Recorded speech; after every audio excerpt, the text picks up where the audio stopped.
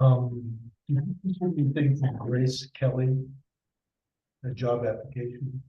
No. And I've been monitoring the admin account too.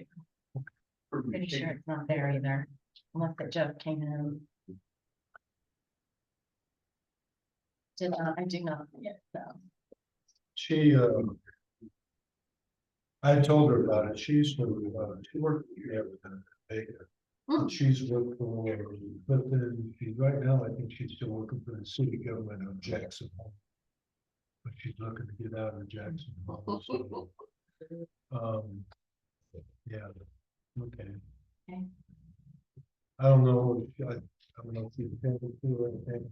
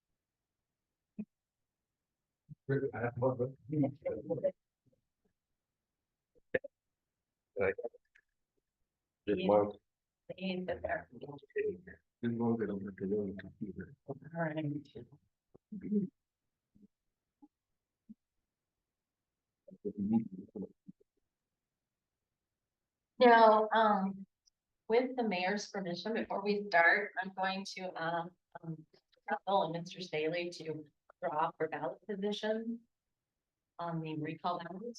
Yeah, that'd be fine.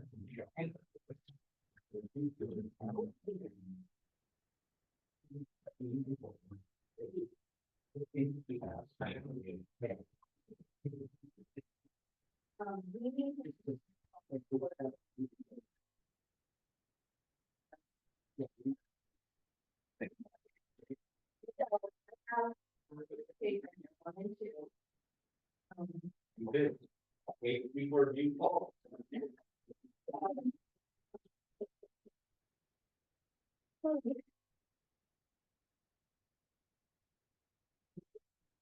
There it is.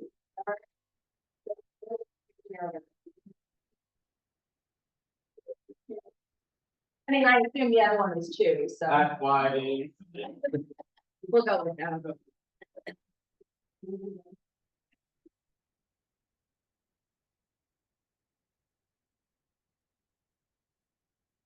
That's gonna go.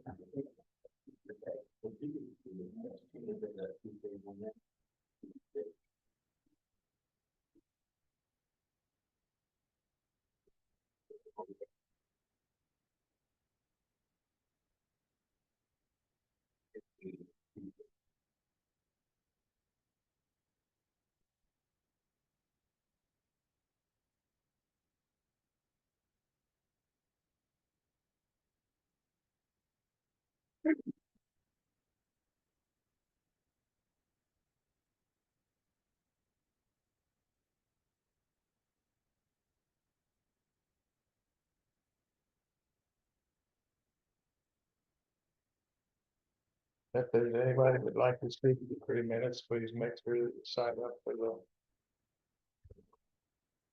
rule on there.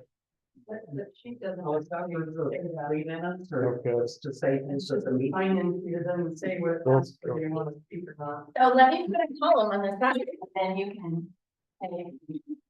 Yes or no, I guess. It's been pretty hectic.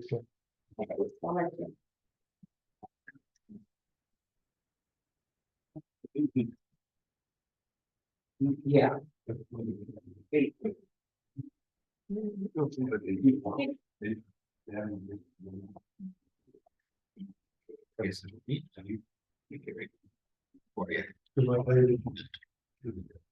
Yeah, these guys sleep.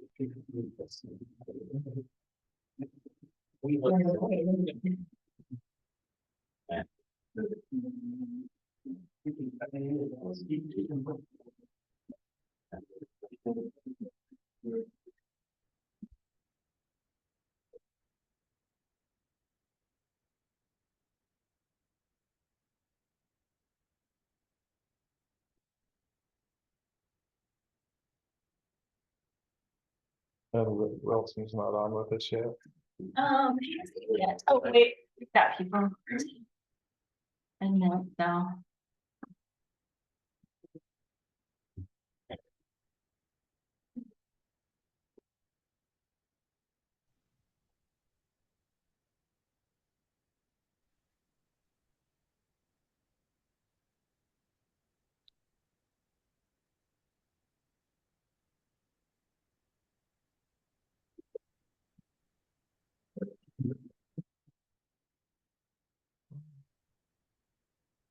On, no, off, off, off. The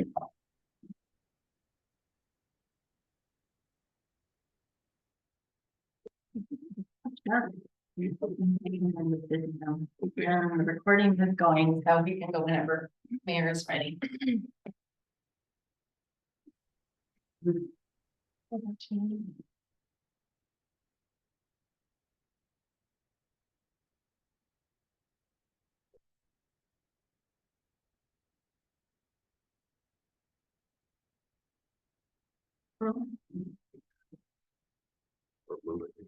Well, we wait until the meeting starts, even on the minimize.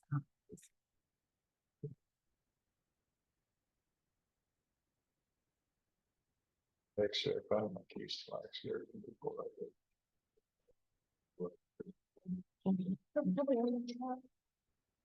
Hopefully. It's over down here, so.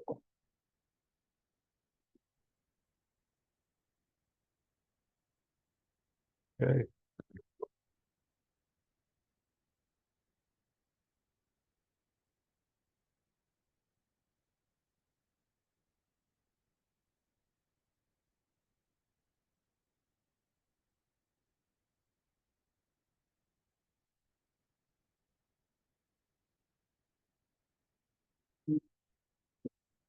Guess we can officially call to order.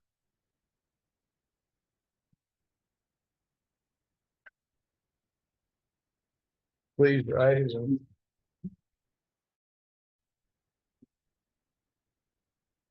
Allegiance to the flag of the United States of America, and to the republic which stands one nation under God, indivisible, with liberty and justice. Thank you.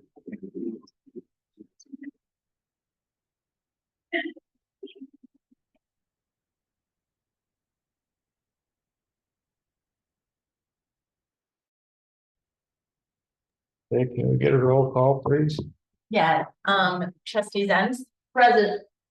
Trustee Winkleblack, Sure. trustee Pride. Trustee Evan. Here. And, Mayor Wilcox. Here. Are there any changes or deletions to the agenda? I would ask that we swap the persons not on the agenda down until Tammy Clark gets here because she requested to just be on that, but she's running late. She comes from Oregon. That's all. Or give her a chance to have her 3 minutes when she gets here. Or just add her to the agenda. Well,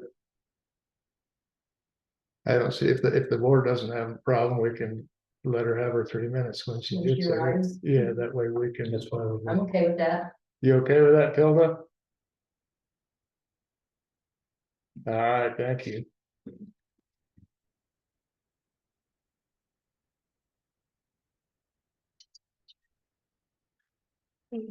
Okay, persons not on the agenda. I see there's nobody who wants to speak for the 3 minutes, so that's fine. We won't have to go through the spiel of. Please make your comments 3 minutes.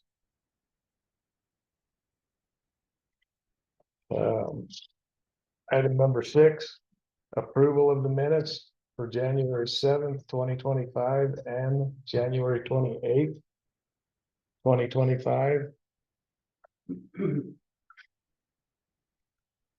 Any discussion on those minutes? Or?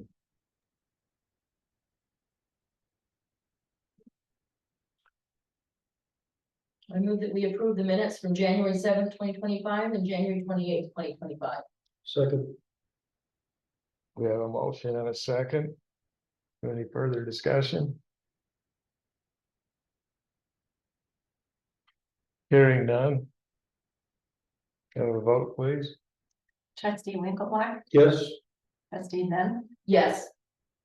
trustee Evans, Yes. trustee Price. Yes, Yes, Oh, Mayor Wilcox, sorry. yes, ma'am. The motion approved. Yes. Approval, number 7, approval of monthly financial report for 2025. Any discussion?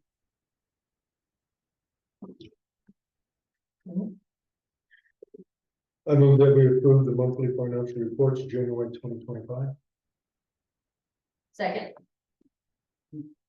We have a motion and a second. No further discussion? Okay, have a vote, please. Trustee Benz, Yes. trustee Winkleblack, Yes. trustee Price, no, trustee Evans, Yes. and Mayor Wilcox. Yeah. Okay, number 9. Award for the bid for the Highway 330. About it. Hey, sorry, gotta check ahead of myself. Discussion of the Collbran Auditorium update and direction to staff and asset construction management on move forward plan. Thank you for getting me back on track. So we'll ask, Derek Hamilton and Jane Peasum from, Asset Construction Management to join us as well. They are with Asset Construction Management. Just by way of an update, the town, is recipient of a couple of grants to help support the renovation of the Collbran Auditorium.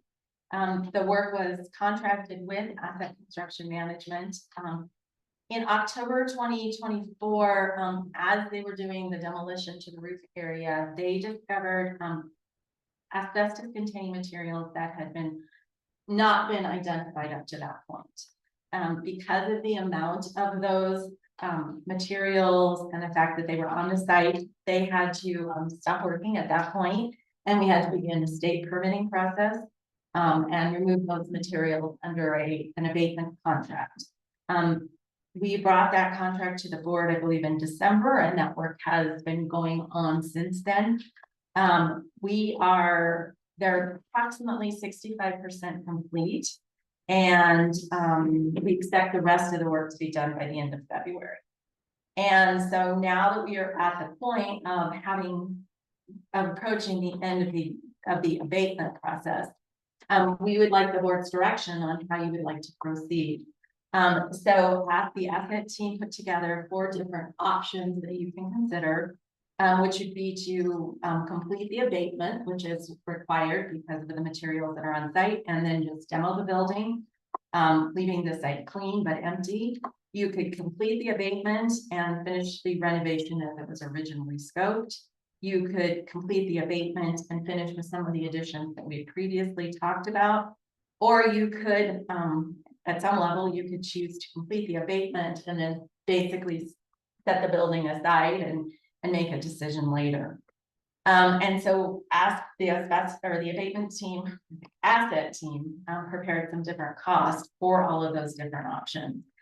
And because of the fact that if we continue with the renovation of the building, we will be eligible for the grant awards that we have. And that will offset a significant amount of the total cost that have already been undertaken and will be need to be taken in order to complete the project. If you decide to finish the abatement and demo, we would not be eligible for those grant funds. And so that is what we are asking. And I will bring those up and let, see if you have any questions or if you want to get some additional information from the asset team, or if you'd like to volunteer any information at this point. And then we've got just kind of the broad concept of what you want to do, and then we'll probably walk you through some specific decisions that would help us move the project. Yeah, I think, the biggest thing for us is, like Carl said, since October, we've kind of been on hold. The asbestos team, we've been working through the testing, permitting. What we really need, the decision tonight, with the asbestos guys, is going to be finishing up in February. For me to keep the crews that we're under contracts, we have to keep on schedule, keep everyone engaged. We need approval, so right now we are ready to start, at the beginning of March. As soon as asbestos is done, the steel is ready to get installed, and that's really our next step is install the structural steel that will allow us to get the roof on, with the roof really drive all the thing and get close to that. The additional costs that we're looking to get approved that would allow us to proceed, it's truly just a function of time. The asbestos abatement process, it's added about 4 months to the schedule. We have our guys' time, all the rentals, the trailer rental, that's rental, just our cost to run the project, and that has been included at a discounted rate. Working with Carla and the previous town staff, we worked through roughly almost $65,000 in savings that it's out of our general commitments, reducing our amount of time that we're billing for, reducing some of the labor burden, just reducing as many items as we can, try to keep this cost as have the lowest impact and have the best chance of letting us proceed. We would hate, I think, with these 4 different options, the 2 lowest costs to the town would be the ones that allow you guys to utilize the grant money. The terminating option, while it kind of stops the bleeding now, you guys still have a building that is half demoed, and down the road can be an issue. The demo option, I know a lot of the town would be sad to see the building go. So we would like to finish. We're ready to finish. Everything's lined up. If we get the funding approved tonight.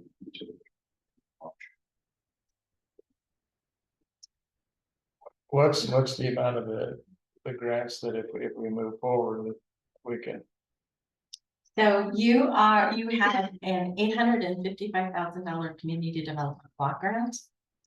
You have a $200,000 award from Mesa County for the auditorium, and then we also received that $49,000 private donation that was intended for the auditorium. So those are the funds that would be able to offset if we move forward. Okay. Versus what would we have to return if we decided not to and tear the building down? Well, I have not drawn any of those funds down, just wanting to give you the opportunity to make this decision proactively today. So we would not be able to claim any of those dollars. Those were for a building that was renovated.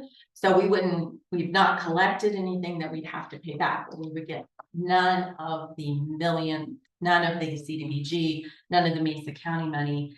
And then I think it'd be questionable whether it'd be appropriate to retain the $49,000 donation if we no longer.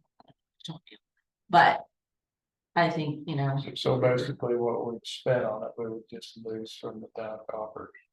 So if you were to proceed with the demolition option, you would have to pay the full $1,273,000. There would be nothing to offset that. So that was option number 1. That's reflected on the bottom. Right, of which we've already spent 500,000. So, because those are the sunk cost, basically what we've done, the materials that are already ordered and on site. And those, the iron reinforcements, they're fabricated and ready to go. They're ready to be installed as soon as the asbestos guys are done. Okay, So you guys had the foundation engineered? So the foundation was inspected by Linda Dunn, who's a structural engineer. They looked at it, we opened it up, they've looked at it since we've had the floor opened up. We aren't really touching the foundation other than bolting the new steel into the existing foundation. We did drill some test holes in the existing foundation, put some anchors in it, did some load tests on those for the engineer to examine. We believe that the foundation in its current state is suitable for. Do you have an engineering report that the foundation is good? From Linda or Dunn, we can go back. It is designed based on that existing foundation. I don't know if he has specifically written that that foundation is good, but he's licensed and says. I'd like to have an engineering report on the foundation because 20, 30 years ago, everybody said the foundation was gone. Sure. So, I mean, I don't think we are fully aware of everything. I would suggest that we table this because we're in over our heads. We don't have all the information. And we have a whole new staff coming in and I think it'd be very beneficial to have new eyes look at it. Did you guys check to see, because you guys had it classified as a historical building, correct? Can we even demo it? Is that an option? You guys are gonna look into that?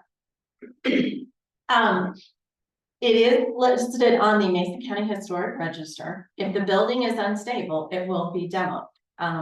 The preference and the memorandum of agreement that we have with the state historic fund says we will renovate it. But they have not put any conditions on it, so I believe, demo could be an option. But we don't know.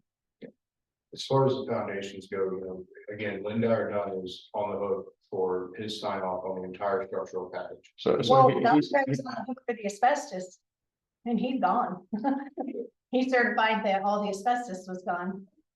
Correct. So, I just, the trouble we're gonna have is if we don't get the direction this month, if I don't have direction prior to March, I need to go back, and if we go ahead tonight, we'd be on the phone tomorrow, getting all the contractor schedules.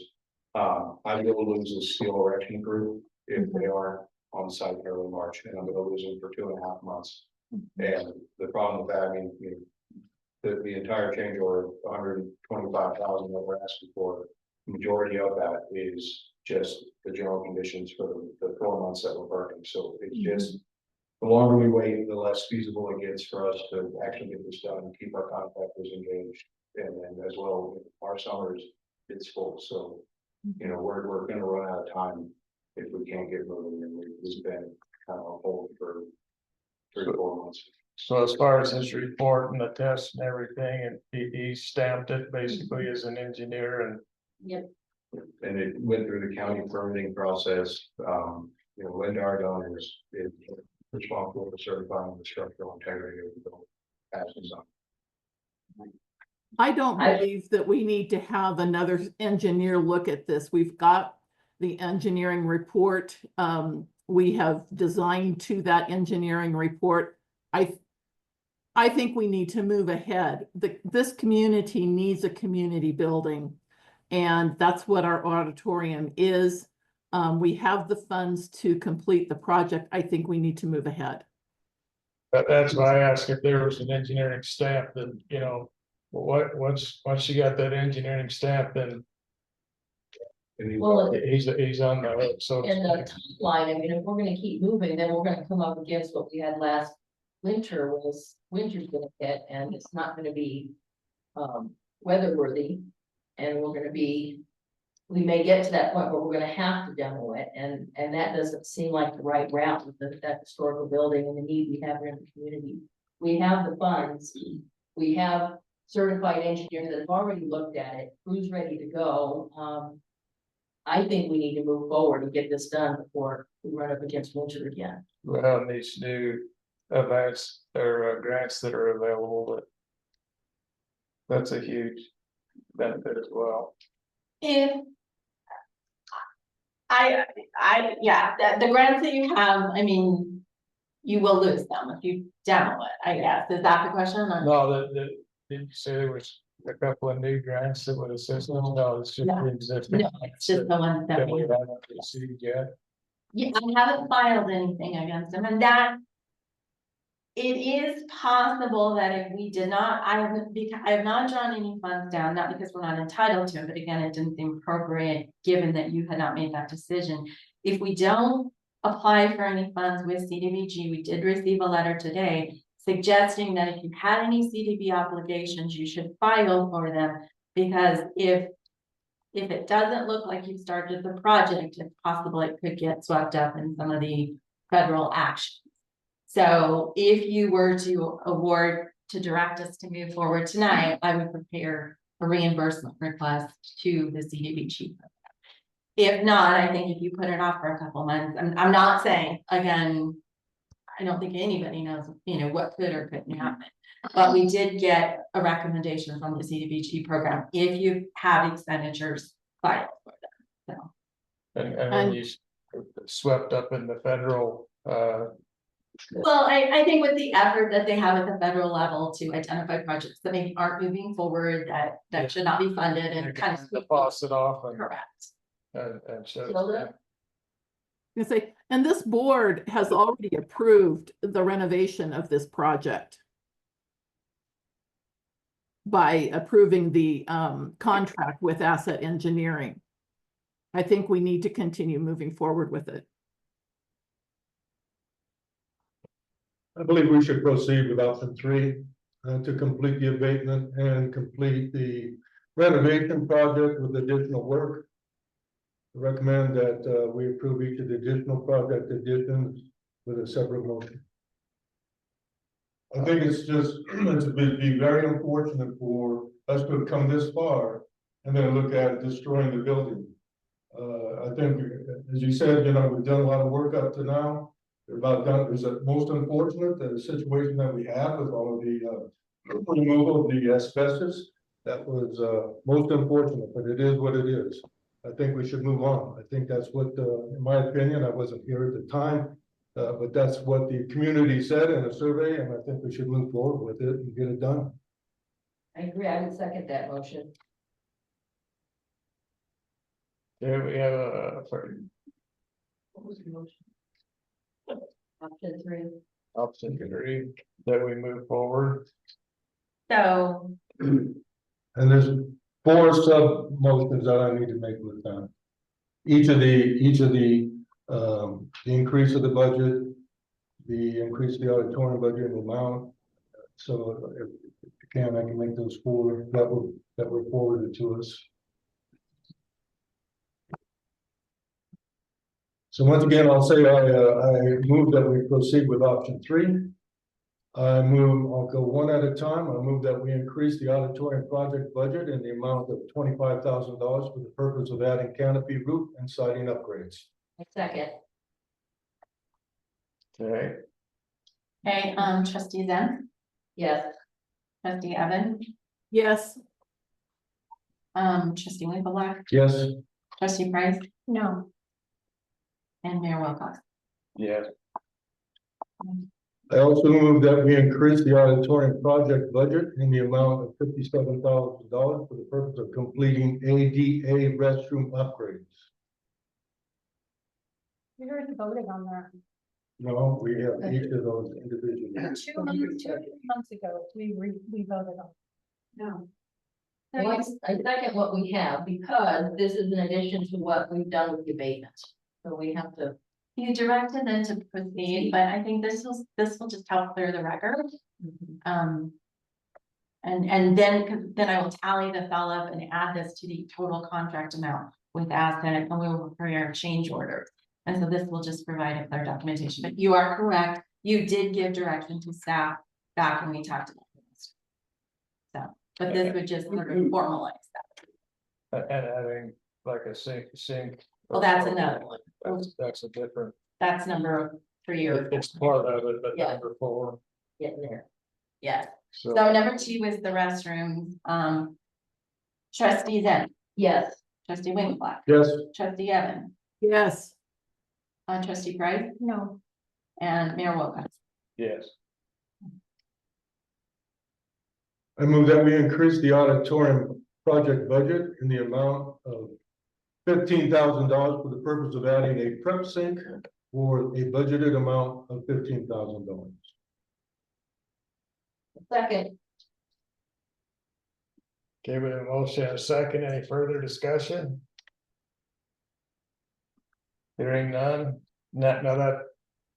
Well, with the prep sink, it includes the replumbing and all of that to go with it, so. Yeah. And how far is that gonna be from the hot water? Is that pretty centralized to It's the gonna- bathroom? The location right now, last I saw the design, which I believe is where it needs to go, is gonna be looking at the stage in the corridor to the right and towards the bathrooms. And then just outside of the main auditorium room. So the hot water is just above those restrooms. Trying to make sure we have a fall for the sewer line and also limit the cost of the water lines running across space. Any idea how old that hot water heater is? Not off the top of my head, but I believe through the ADA upgrades and the sink, there, you know, in these budgets, if it needs replaced, if it's not super wide, I think there's funding in there. I think we might consider an on-demand hot water heater rather than trying to maintain something, but. I guess that's something the board can. Look at if we come across that portion of it, because. Just sitting the, hot water heater will corrode and you got. The anode in there and such, so. But we have a motion and a second. Any further discussion? before we vote, I'd certainly like to hear, Ms. Price's objection to it. we just dumped $470,000 on the first problem that we came across. I think it's a money pit and I think it's gonna continue to cost more as we go further. I think we should deed it to the Historical Society. They're the ones who pushed for this renovation and let them take care of it.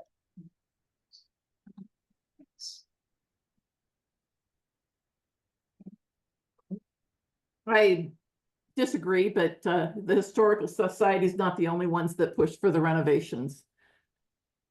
And it was given to the town for the purposes of being a community building.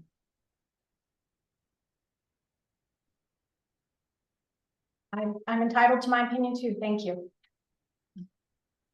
Okay, Mayor, for clarity, that budget for the additional sink does include budget lines for a new 30-gallon water heater and all the electric to work that, so there will be a new water heater as part of that budget. okay. Appreciate that. Okay, The third done.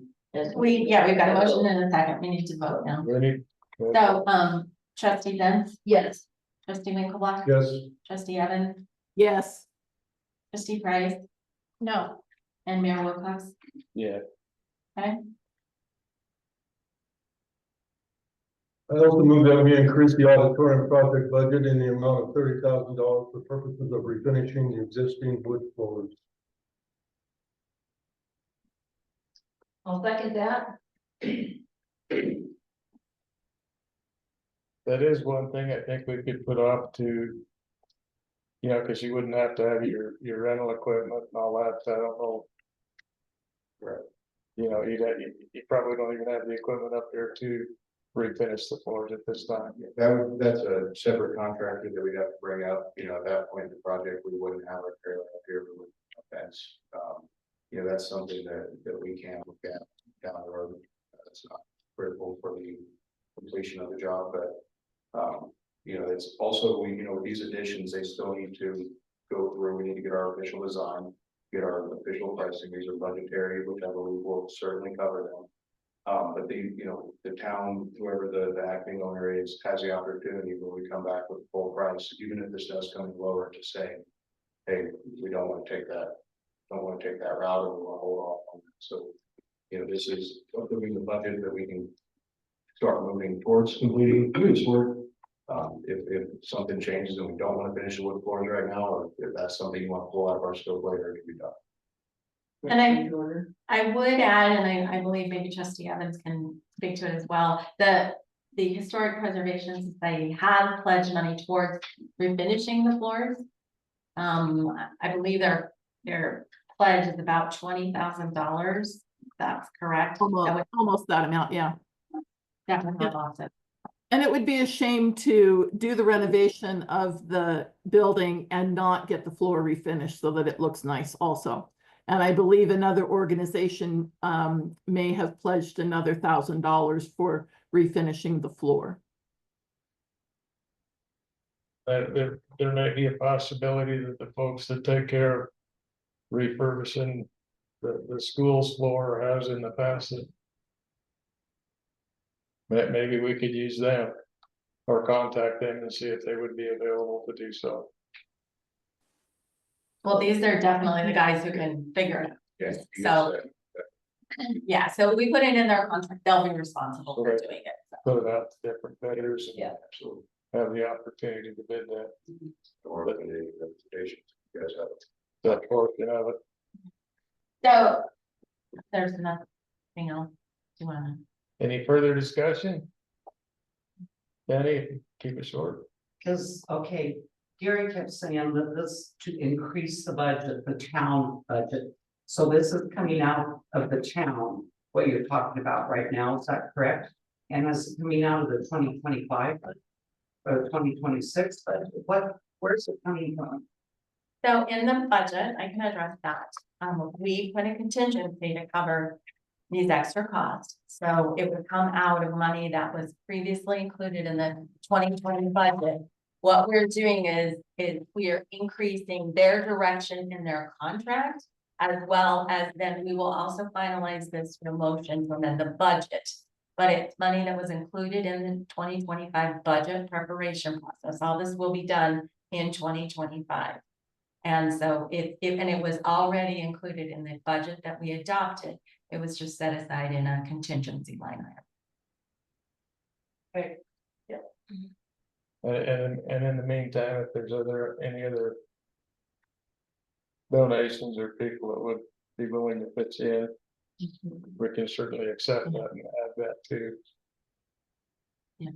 those contingency portions of it, or for the floor or otherwise. Well, I don't know that we have anything left on the wish list. I mean, this is it, Right. so. We still were gonna discuss vans or something at a later date. So those are actually within the contract of contingency, so those are already in there. Oh. I So thought we decided to discuss that at our options at a later date. you decided not to put an HVAC and to do fans instead, and so they have moved forward with that. Because we did bring to you and you did not vote to put air conditioning in the building. And so the alternative that we've chosen and advised them and they have in their design is for big fans in the rooms. So. Yes, we do. Trustee Zins, Yes. trustee Evans, Yes, trustee Winkleblack, Yes. trustee Price, No, and Mayor Wilcox. Yeah. So, that then provides us the baseline for the ad. Do you want to make sure everybody's really clear on the extra costs that we are putting into the contract for the extra cost that asset construction management incurred? And because of the delay, and that is $125,000. So that is part of the overall motion that we will need to pull together. So it will be the original contract amount. And I apologize for the handwriting. Yeah. Jane will develop this. I just have chamber 2. I didn't develop chamber 3 because I wasn't sure which options would be listed. So I don't know if you want this or if you want me to, it digitally signed by. We'll do digital, I know. So the additional cost, the 125, takes the contract amount to $1,487,290.80. Is that what you have as well? Yes. Okay. So there's that, and now you've approved these extra additions for the additional work. So the amount of the adjusted contract will be and Jane might want to check my math, I get, 1,614,290.80. Does that include the 460,000 for asbestos It does. abatement? Yes. Or no, it does not, that's a separate contract with. Yes, that's, but that is how we got to the options of the $2 million cost, less the $1 million for the grant. So that's how we arrived at the third column, the abatement with the finish and ads. So the cost to the town, at the end of this will be the 966.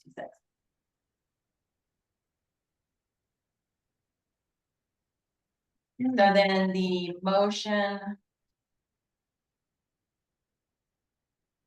would be,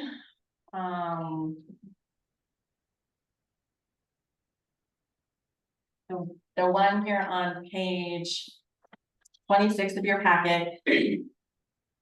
Up there, the total amount is 1,614,290.80. Okay. I do have a quick question for you. Is somebody overseeing the asbestos abatement? Yeah, so we're not able to contract directly with them just for insurance purposes. Right. Contract through the town, but we've been in contact with them weekly.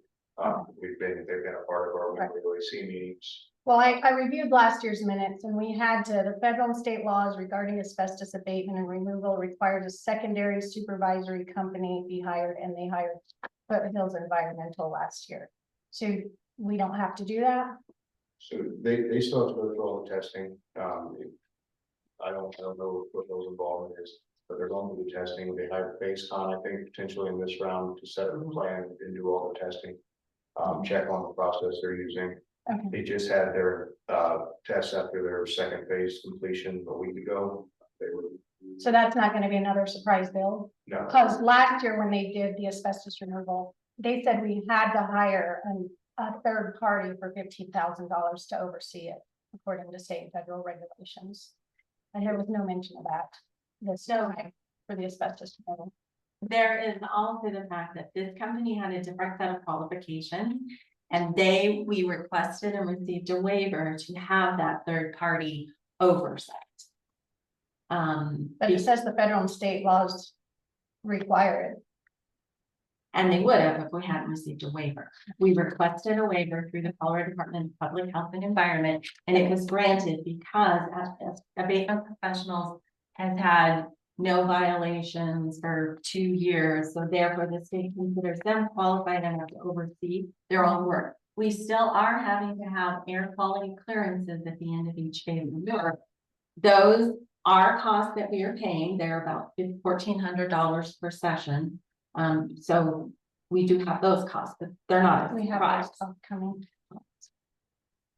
Okay, yeah, I haven't heard any discussion of that. So the last company that we hired in February of last year for $78,000 to remove all the asbestos, they weren't qualified to oversee their own, like this company is. It was not we were not, that option of requesting a waiver for the third party oversight did not happen. Additionally, we had funding from CDPHE, and so they put the constraints on what needed to be done, and they said we needed to have that oversight. It is possible now, in retrospect, all that I've learned about asbestos abatement over the last year, it is possible that perhaps we could have requested that waiver last year and didn't. We didn't and weren't aware of it. I think the value added from the company was great in this particular case. You know, it's I think percentage based, it would have been a lot of money. This company came to us and said, we have this skill set, we can help you apply for this waiver. And so we did, and we received it. Okay. So I think there are kind of different scenarios, but we are in compliance, we have a permit, and we are meeting all the requirements.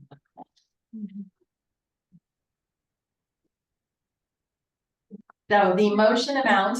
So Ms. Driscoll, what would be the amount of the first blank of the construction management, the Is 1,614,240.80.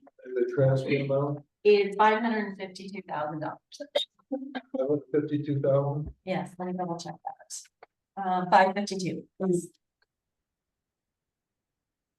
All right, I move that we complete the abatement and renovation of the Collbran Auditorium with the revised not to exceed contract amount with the asset construction management of $1,614,290.80. And authorize the mayor to sign change orders number 2, number 3, and further that the Board of Trustees of the town of Collbran direct the town clerk / treasurer to transfer $552,000 from the 2025 budget contingency for auditorium to the budget line item for auditorium construction. I'll second the motion. I don't know that I should vote for my own authorization. Oh, yes, you should. Just down, yes. Yeah, trustee Benz, Yes, trustee Evan, Yes, trustee Winkleblack, Yes. trustee Price, No, and Mayor Wilcox. Yes. And I think that's it. Anything else? Did I catch everything? So you're in your packet, you have the revised schedule, and we also did extend the time of performance through the change. We will do that as well. Work should be done early part of July. Correct. And one of the items that we did, discuss is what we just approved. We'll guarantee that it's enough for us to get moving into the schedule. If we are able to get ahead, we will credit you guys on a weekly basis. We're just looking at our cost cover. We appreciate that opportunity to finish this. It's very safe. Yeah, anything you can do, anything you can do to save us money. you will. So to speak, heavenly sent. Mayor, before we leave this topic, I would like to know, have we done anything else with regarding trying to get insurance funds from the previous inspector, not the asbestos abatement companies, but the inspector prior to that for errors and admissions? So, Attorney Scarberry has reviewed that. He had something in the attorney report, but if you'd like, I imagine he can weigh in on that now. Since we're on the topic. We have not gone so far as to file a claim on that, and there is not anything that is clear cut in the contract that would like a liquidated damages provision that would cover this. If you want us to look into the possibility of either their insurance or potentially the town's insurance covering this, that's something we could look into. But at least in terms of a liquidated damages clause in the contract, there wasn't anything like that we could cite as a basis for getting some money back. I would at least like to go after their insurance. Okay, well, I can all see if we can get that. I can get that information from Carla, and we can perhaps talk about pursuing that kind of claim at another meeting in an exec session. Okay. Yeah, whether their insurance discusses it with our insurance and go from there, you're some communication that way. Is that what you're saying, Wilson? Yeah. But you start the discussion and then see where CIRSA stands and see where their insurance stands. And I know at least in terms of my conversation with CIRSA, I don't think I would have to double check with CIRSA, but I recall at the time them saying that this was not, I can't remember how they phrased it, but it was not essentially the type of loss that's covered by the town's insurance policy. But certainly I can look into the possibility of a claim against the inspector's insurance policy that is sort of outside of the contract that the town had with them. I'd like to see if there's a possibility. Okay.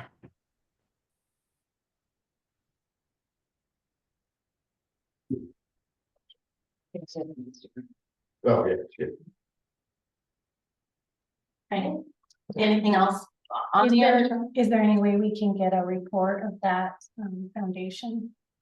I can provide the structural report that we have, the drawings that we have, I'll look and see if there's. Thank you. Thank you. So, maybe can you email that to us, or does you need to email that directly to you, or? I'll have him email it to me and then I can forward it out to everybody. Thank you. I appreciate it. That way it doesn't run the risk of running into kind of very old meetings. Right. Okay, All right, thank you. Thank you. Sure we do. Yeah, thank you. okay, now that Tammy is here, we postponed you 3 minutes still. Sorry, I got behind the take. We can, I was almost here and then I got behind the take. So I'm Tammy Clark. I'm here representing, Pleasant Valley Heritage Days Rodeo Committee. And I won't take up much of your time because by the look of this agenda, you are really busy tonight. So Heritage Days Rodeo Committee would like to figure out where we are with Heritage Days, what's going on with that. We want to make sure it goes forward. We have done all of the events in the past. We would rather not, but if we need to do that, we would like to have that heads up. At this point in time, we need to know some things about like where their contracts are already signed with bands, a band for this coming year, anything like that.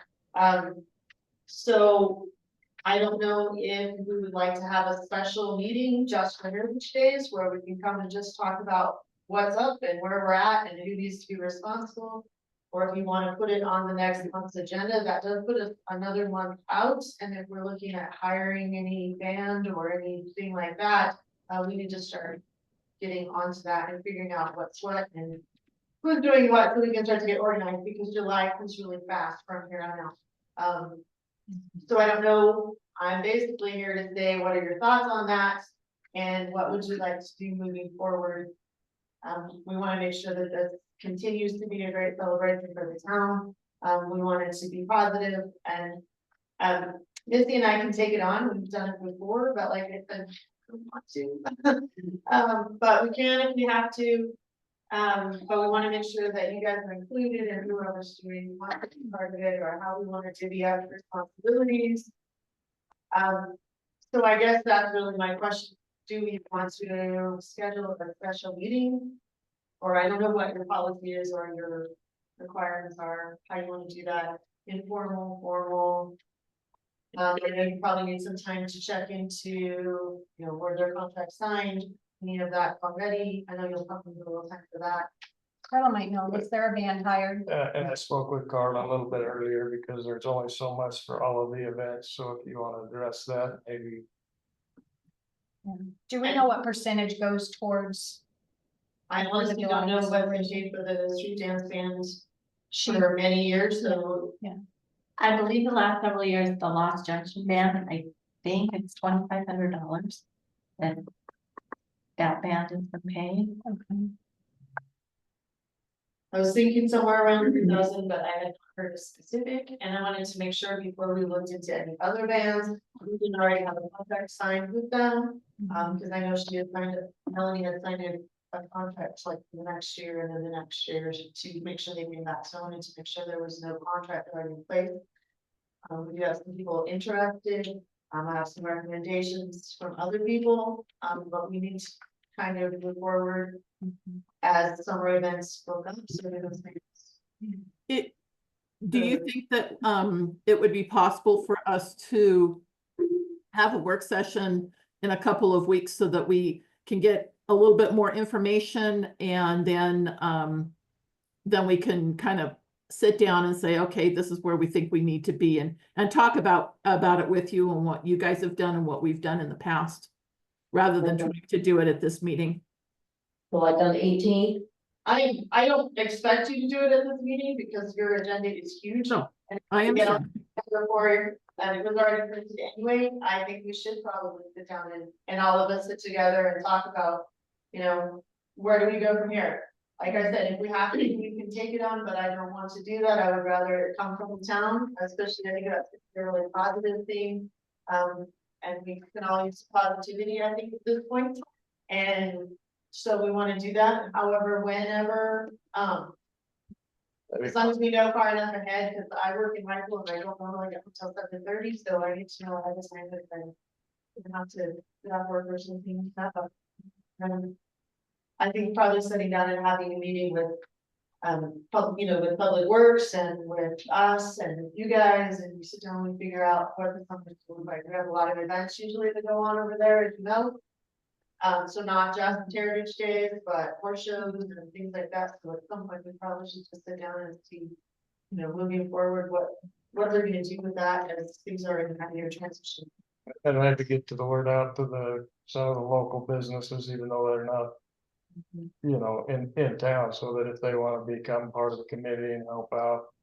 Right, I think once we sit down and we figure out, putting it out too for volunteers would be great. We should probably figure out who's gonna do what before we start a whole rumor mill as to what's gonna happen, because pretty soon it'll be on Facebook that it's all canceled or it's all gonna be different, and that's not the case, so we should probably kind of keep it in-house until we know what we're gonna do and who's gonna do what and how we're gonna do that, and absolutely, the more volunteers we have and a lot of new people that might wanna jump on the bandwagon and get involved, and I know there's already been some ideas thrown out, for a battle of the bands and things like that, so I think it was great, and to move all of us down and do that, but I didn't know how you wanted to do that, I wanted to bring it to your attention now before we wait another month and then another month, and it just, before we know it, it's too late. I agree. So however you want to do that, Tilda, I'm fine with having a meeting. So, and then also, and I will just pass these on, these are the request for discretionary funding because. Oh, I was saying it's question. Yeah, they also have, a request in for discretionary funding, so, that. The board needs to make the determination how you want to proceed with those. I'm sure that's a big, big part of, I mean, that's. It was my question, I know at some point there was this meeting and then there wasn't, and I'm so not sure where you got with that. If you the one that can come and do a presentation, you certainly can, and so the cancer fund can keep them as well. So I don't know how you would. So we have it later in the agenda to pick a date. It could tentatively be 2 weeks from tonight, but it'll be for the board to decide that. And then, so we would have presentations. I don't know if maybe that event could also be tagged onto that discussion as well then, so. However, you guys want to do that, as long as we know far enough ahead of time, like, get out of here, or however you want to do that. So. It's kind of, the ball's in your court, I mean, like I said, we can take it on. We will if we have to, we've done it before, we did it for years. But I would rather continue with that partnership than I'd say it's Rena and you staying here. But we can certainly do it if we have to, so whatever you guys need. Yeah, I think it would help to, if any of those that want to volunteer and help out, it was probably. Be respectful for them. Oh, absolutely. So. I think after, once we figure out what we're doing, I think we definitely post it, put it out there for volunteers and invite volunteers to do a variety of things. We've got people to manage the parade, we've got street dance to put on, we've got an active fire setup and cleanup. We have to set up the street for running the horses, and then we can also use all, help with the gate and help with the rodeo grounds and putting on that event over there as well. And then we also have versatility horse shows, we have, I'm sure the Rotary Club has explained, so we should probably just kind of what's up with the arena, what's up with Heritage Days. And we could probably do that all in a meeting if you want to just take the time, but it's up to you. That's kind of Cost gonna be taking against us if we don't. well, it's already February, so really there's only a very few months till July 1st. Well, bands need to be booked by January, so And it'd be fun to have a new band. So we have some suggestions, and I know that, like Randy next door has some connections with the band she suggested, the announcer sent me a link to the band, I've got a couple of links there. So we can definitely reach out to some of them and see what their cost is and see, you know, whether they're already booked or not. You know, we've kicked around the idea of maybe on the afternoon of the 4th and that dead time of getting a battle of the bands, maybe some of the younger upcoming bands. And actually put it on Main Street, so it's something to do between the junior row stock and. So we keep people in town. It seems like when I first moved here, there was a street dance like Friday and Saturday, too, or We might have done something at the arena, one case with our locals only, we used to have a band, we probably used to have bands there, so it, you know, we've done a lot of different things, but we could definitely. well, we're up to any ideas you can brainstorm. So, you know, we just need to bring it to the table and figure out who's doing what, and what our budget looks like and how we do that, and then absolutely can put it out to the community. Awesome. And I think in a couple of weeks would be a good time, like just hopefully by that time we have an interim. Clerk, town clerk, treasurer, so that obviously it's gonna have to be a part of it. So I think whatever discussion we have, because you know, some of these responsibilities will fall in, and Mike, he's pretty well versed in all of these kind of things, but I have absolutely no knowledge of what the town has been involved with. It's been great, the rodeos, I've been a lot of people in, a lot of people really like it. It's a It does, we have people that don't specifically care for the just or the heritage state, so we don't want to lose that. That momentum for the town, for sure, so. You know, I think that would be helpful for our interim clerk. So, you know, hopefully we in 2 weeks we'll have some. So it might be, if that 2 weeks. For you. Okay, well, we can discuss it and get back to you on, on a day, yeah, and then, okay. yeah. Yeah. Thank you. Thank you for coming. Thank you, sorry, I was late. Okay, item number 9. Award of the bid for Highway 330 valve project.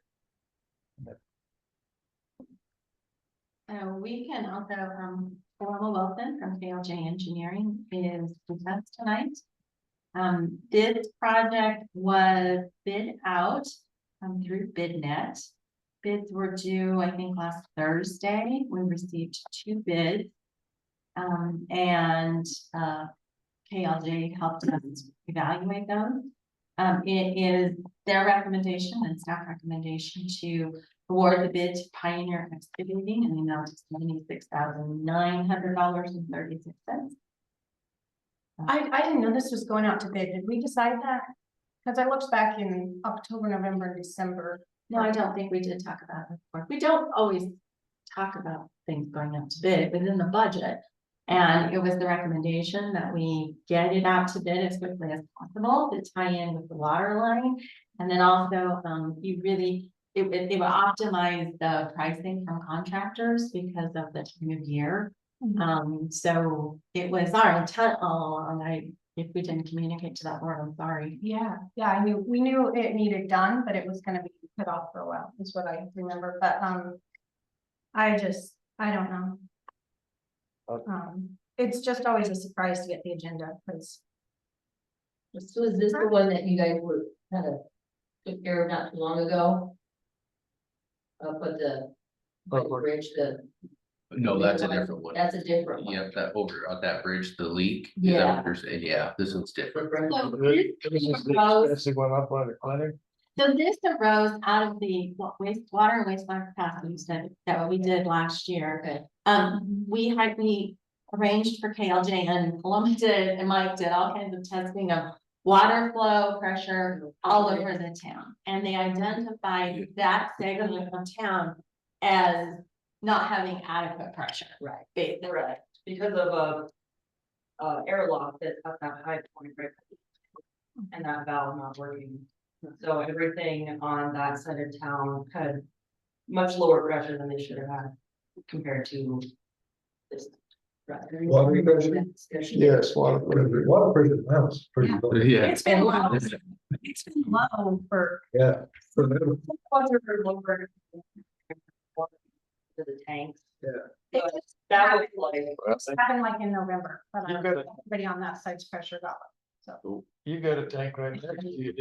Did we not put in a 6-inch line years ago? Brought that tank over towards your place to those taps, or? Do you know? Pardon me? Originally, it was just a 2-inch line feeding all of the houses in your subdivision, but. When we put up the tank, Right, I just didn't know if we confirmation if we did. From the tank over to the tap lines or whatever, put 6-inch line, or so it is a 6-inch line, so. Yeah, I don't know, on the blood pressure, not very good. I will look into that. I don't know if we can, because you are pretty close to the tank. It might have something to do with that. I didn't realize that was low pressure up there. We'll look into that. Too. Like a few months ago, we were all discussing how our pressure went down. Yeah, it kind of depends on the time of the year, but yeah. I know when Gordon's built the house that Elise Valdez is in. The pressure was the lowest, so they went ahead and put in a cistern. By the house, and then they pump from the cistern into the house to keep the pressure up in the home. So. You said around November, Yeah, maybe October. maybe. October, It's been a November. while. Okay, Yeah. okay. I will look into that too. Well, how long is it gonna take them to do? One of the reasons why it's important to go to the board, I think, and for the public to know, is there was a lot of local contractors that wanted to put in on this. And, we couldn't bring it to their attention that it was out for bid, which would have been really nice. So that's a bad thing. I think that contracts or bids need to be ran through permission for that, for direction. First of all, and second of all, like, I don't know how did you know what to put on this agenda? Did you work with our mayor on what goes on this agenda? No, that never happens. Did you approve the agenda before it got submitted to the board? All right. Someday I think it'd be nice to have an agenda policy in place. Well, that is certainly something that you can talk about with the new clerk. I was trying, and perhaps I got ahead of ourselves in doing this. Again, there was a sense of expediency because there is a need for this to be done to tie in with the school water line, and they're gonna start constructing that fairly quickly. Again, the recommendation is that we go out to bid because of the pricing. We did talk to some local contractors. We had a pre-bid. Mike reached out to people. Paloma reached out to people. It is a specialized process. We are doing what's called a hot tap. And some contractors can't do that. And that required a specialized level. But I'm certainly happy to, pass on to your new clerk how and I think you're welcome to visit with them about how to prepare agendas and go out to bid. Where we're at, and if you want to Yeah, I think we should table this and work with the new clerk on it, and what day does the school want to break ground for the water line? What day? Put it in the summer, I don't know exactly. Yeah, this summer, so we're like 5 months out. Either summer, get in April.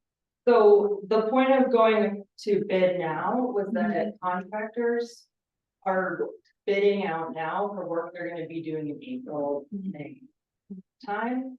And if you put out for bid in April, May, they're already booked out to, like, you're lucky to be inside of that year still. Right. So that was the point in trying to Yeah. get it out so that we're not. Well, none of going that, up against the winter. none of that was shared with the board. Doing a hot cut, that's specialized equipment that can be. Absorbently expensive, just to buy and B, the experience of doing it, so I would like to hear anything new that. Our maintenance director. I'd like his input. Yeah, so, I think this is pretty important for the town to do. Not only are we gonna replace that air vac, which is causing a problem. We do have one, but it's old, it's never worked since I've worked here. It was never really a problem because we didn't have that load on it, but when they do this, they're gonna put a valve in, at the top of that hill, and that is very important to us. It might be a little bit selfish, but when we have to shut off, let's say there's a leak at the trailer park or the job corps, we have to shut off. Pretty much this whole street. And we're having a hard time with that right now because our valves are older and they just are starting to fail. So we have a hard time shutting down that section. The way the piping is, it's a little bit tricky. So when they do this, they can actually leave everybody on. Why they do this? And they have even talked about doing it at night, you know, to minimize the impact on people driving through. But they're gonna put us a new valve at the top of this hill. So now, and actually past the clinic. So now we can actually isolate the clinic, the vet clinic and everything like that without shutting off this whole street, and probably the way things are going with our valves right now, maybe even another street. So it's pretty important for public works and just keeping the system, you know, working correctly, is we put that valve in, and then later on, or this, I think the same project it is, there'll be a valve past the clinic. So now I can leave the clinic on if there's a problem down further. Eventually, we'd like to get more valves in there, but you know, this is the great time to do it. And it will help the flows. It's gonna help everybody down that way, but mostly public works on shutting off these valves where we're not running up and down the street wondering why the water's still on and we have all the valves off. It's And the potential effect on the rest of the community, because can be a dominoes effect with. yes, it really can be. So- Sorry. Go ahead. So speaking of domino effects, this is not in Collbran, this is in Delta, we just, a pipe, this is a 12-inch pipe. Yeah, metal parts, 12-inch. And then what happens when you have old pipes like this? All of the tuberculation just builds up until however small that is. And the fear is that if you turn off, say, all of town at any point, you run into the problem of turning it off. And a couple of things can happen. The first thing is that when you turn it back on, you're gonna get waterhead, and that can blow lines apart depending on how old and condition, and that's just. Then they're nobody done. knows. Right into the house. Right, the second option is that all of this stuff that. Assumably, if it was in Delta, it's probably here too, it's kind of everywhere. All of that, when you turn it back on again, it's enough pressure to push it all back out. And then you're not just clogging people's, you know, faucets and shower heads and hoses and that kind of thing. You're clogging people's service lines in the road, and you're digging up and excavating for however many houses were without water, and then. I mean, you're talking weeks at that point, so. Years ago, it happened to where it actually blew the floats in our toilet part, so the water was just spraying upstairs all over the floor, so. I mean, this stuff gets stuck in everything. So what do you propose their start date and finish date is? Cause I don't wanna hurry up and be forced to make a decision in a hurry, and then for them to do this in April, for me. So the work would be done in April or May because the ground was frozen. But they wouldn't be able to, but if you waited until, let's say, March or April or May to put this out to bid and accept this bid, the contractor could be booked until next year, fall and winter, like, it's hard to. These contractors book out now, that's why beginning of the new year, they're so busy for. Well, to me, it sounds like this is pretty important with where the water is, and we have old pipes, we have things that are tired, right? Yeah, that's the type of pipe we have. Yeah. I'm The hoping longer that's we not wait. what our pipe looks like, but, This is where we begin, there's several, like I said, but several valves are gonna have to be, mhm. it's just a continuous process. Melanie, did you have something? Yeah. So is this something that has to be, would have had to be done irregardless of the school working on? Probably, yeah, it's something that, you know, since I worked here, it was always there, you know, and we kind of overlooked it, truthfully. It's buried in dirt. And the way they did it back then was fine, you know, I'm not going back on the rules back then, but it was just in a water pit. You know, a water meter pit, right on the side of the road, so I can show it's probably what, 2-3 feet off the side of the road. Well, anytime they plow and put dirt in there, it was filling up. As I've learned more about airbags and how they work. The new way to do it is actually set a box and then move your vent up and out of that dirt, because then it could, and I've heard of instances where water gets in that pit, and then if it does create a vacuum, it sucks that dirty water into our water system. And then we're in big trouble at that point. So it is gonna help. I mean, obviously they put it there for a reason way back when they 60s, I guess, when they put that in. But like again, I'm pretty selfish. I want that valve there. So the biggest. Well, no, I think it's a great thing. I was just curious if it was only being done because of the school getting hooked on, and if so. The grant money from the school should be helping pay for that. That's my, that was my question. It also, this little project actually fixes another problem we have going into the clinic, the older part of the clinic. We have a frozen valve there, and we're not sure if it's half open, half closed. It's always been one of those, there's a post there, but that's all you can't turn it at this point. And so that needs to be addressed too for the lower part. And speaking of the clinic, and I can't speak for Bill because I know he's here, but when we do this without draining the line even, you know, we keep the water inside, it does make it dirty and it does sink his fire suppression.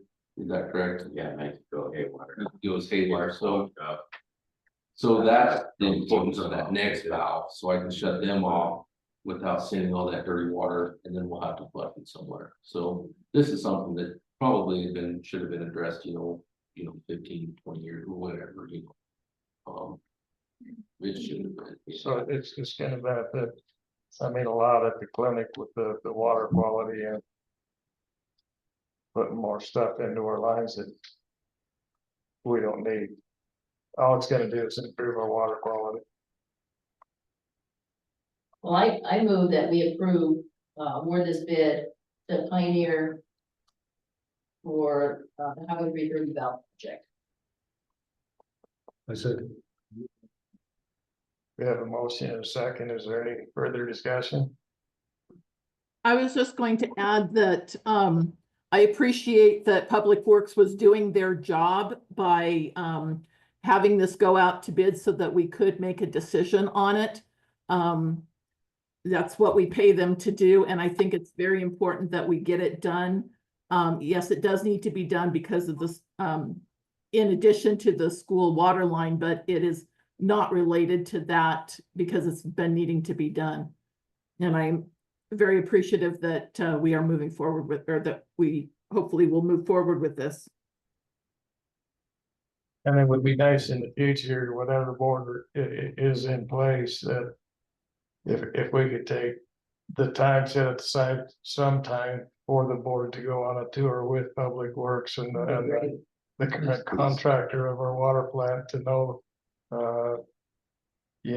what needs to be done at the cold water storage that's bypassed right now, and just get a bigger picture of the whole thing for everybody to be on the same page and not just somebody's opinion, but Yeah. Mike's been at it long enough that, I put a lot of respect into his. I would agree with trustee Price in terms of, if we need to improve our publishing our calls for bids, then we should take a look at that and more time and give individuals an opportunity to give us a bid. In this particular case, I think we need to move on right now, but I think we need to take a look at that on a time basis and make sure everybody gets an opportunity. And be consistent. Sometimes we have the option and sometimes we don't have the option. It's hard to tell. Yeah, whether it's on bid night or posted on our, Right. posted on our Even website. newspapers, I think that our town of Collbran Facebook page could be very informational too, if we used it. We have papers, boards, whatever we can do to get the word out to the contractors. Yeah. Even if it's word of mouth through the hardware store, one contractor to another, they're all coming in and speaking. And I just want to clarify, I don't think Public Works put the bid out there. I don't think that's what. Yeah, it's not up to their, Yeah, you know, he did a good job in putting it out there. Well. I mean, are you trying to parse down who entered it and stuff? no, Tilda wanted to thank Public Works for getting the bid out there, but I don't think Public Works did that, so it doesn't matter. Okay, But okay, Yeah, let's call for a vote. trustee Frank, yes, trustee Winkleblack, Yes, trustee Benz, Yes. trustee Evans, Yes, and Mayor Wilcox. Yes. And so then the next item on the agenda, you say that, sorry.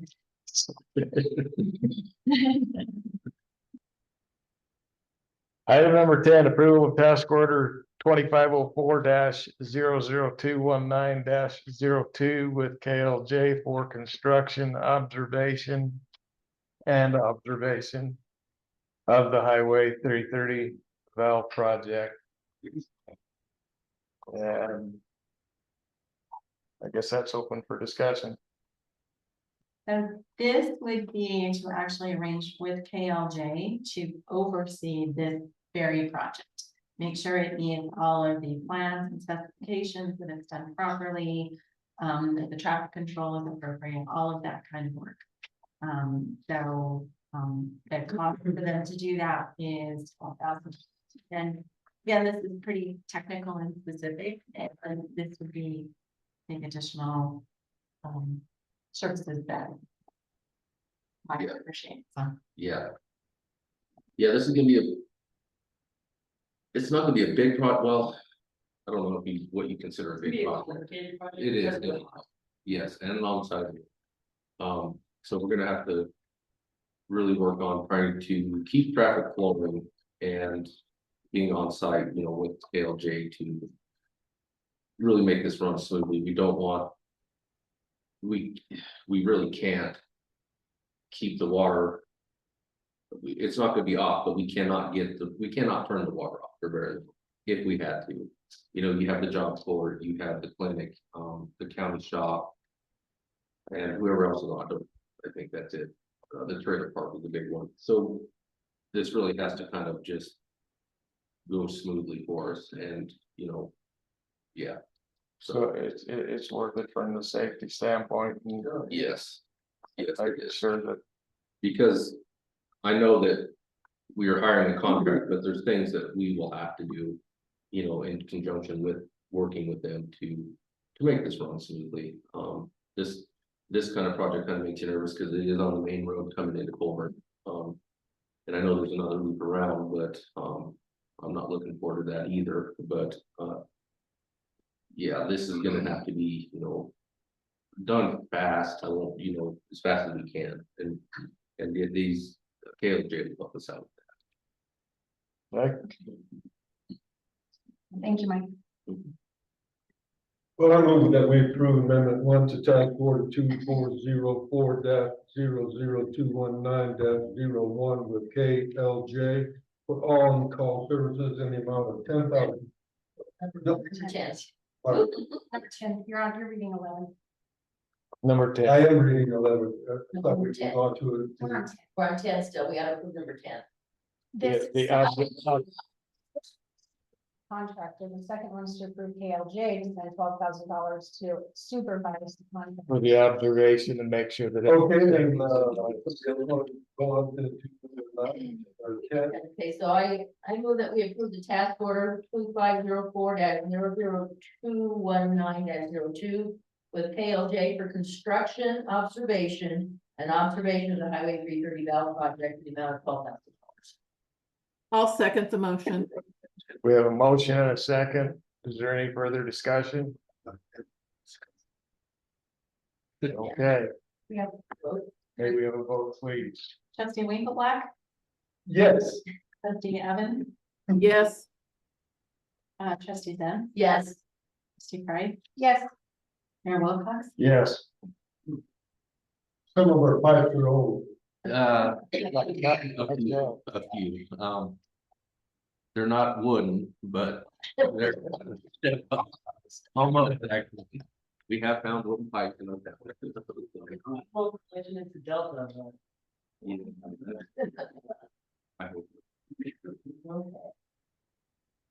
Is there a process other than, and this is maybe getting in between, but other than turning on fire hydrants and trying to flush some of this stuff out?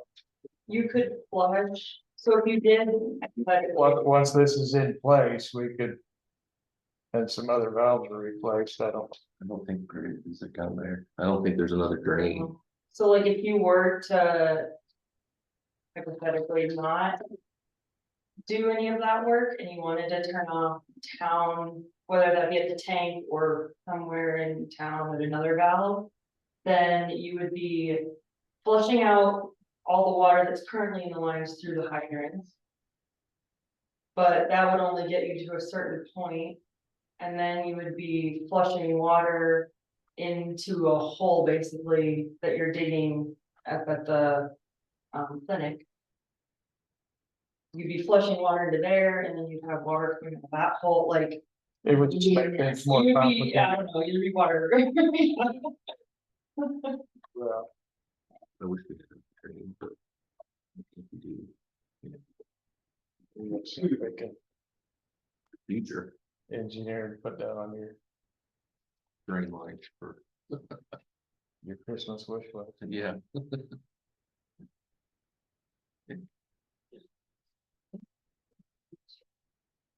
Right.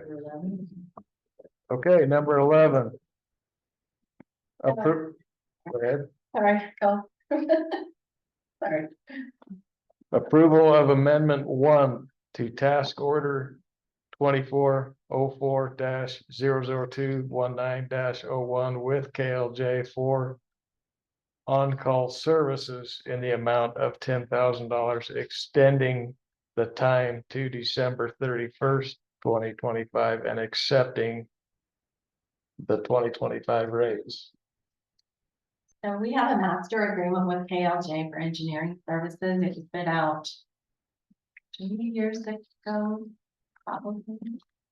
It's 5-year agreement. Okay. So, and then each year we come to the board and we ask for an allocation for on-call engineering time.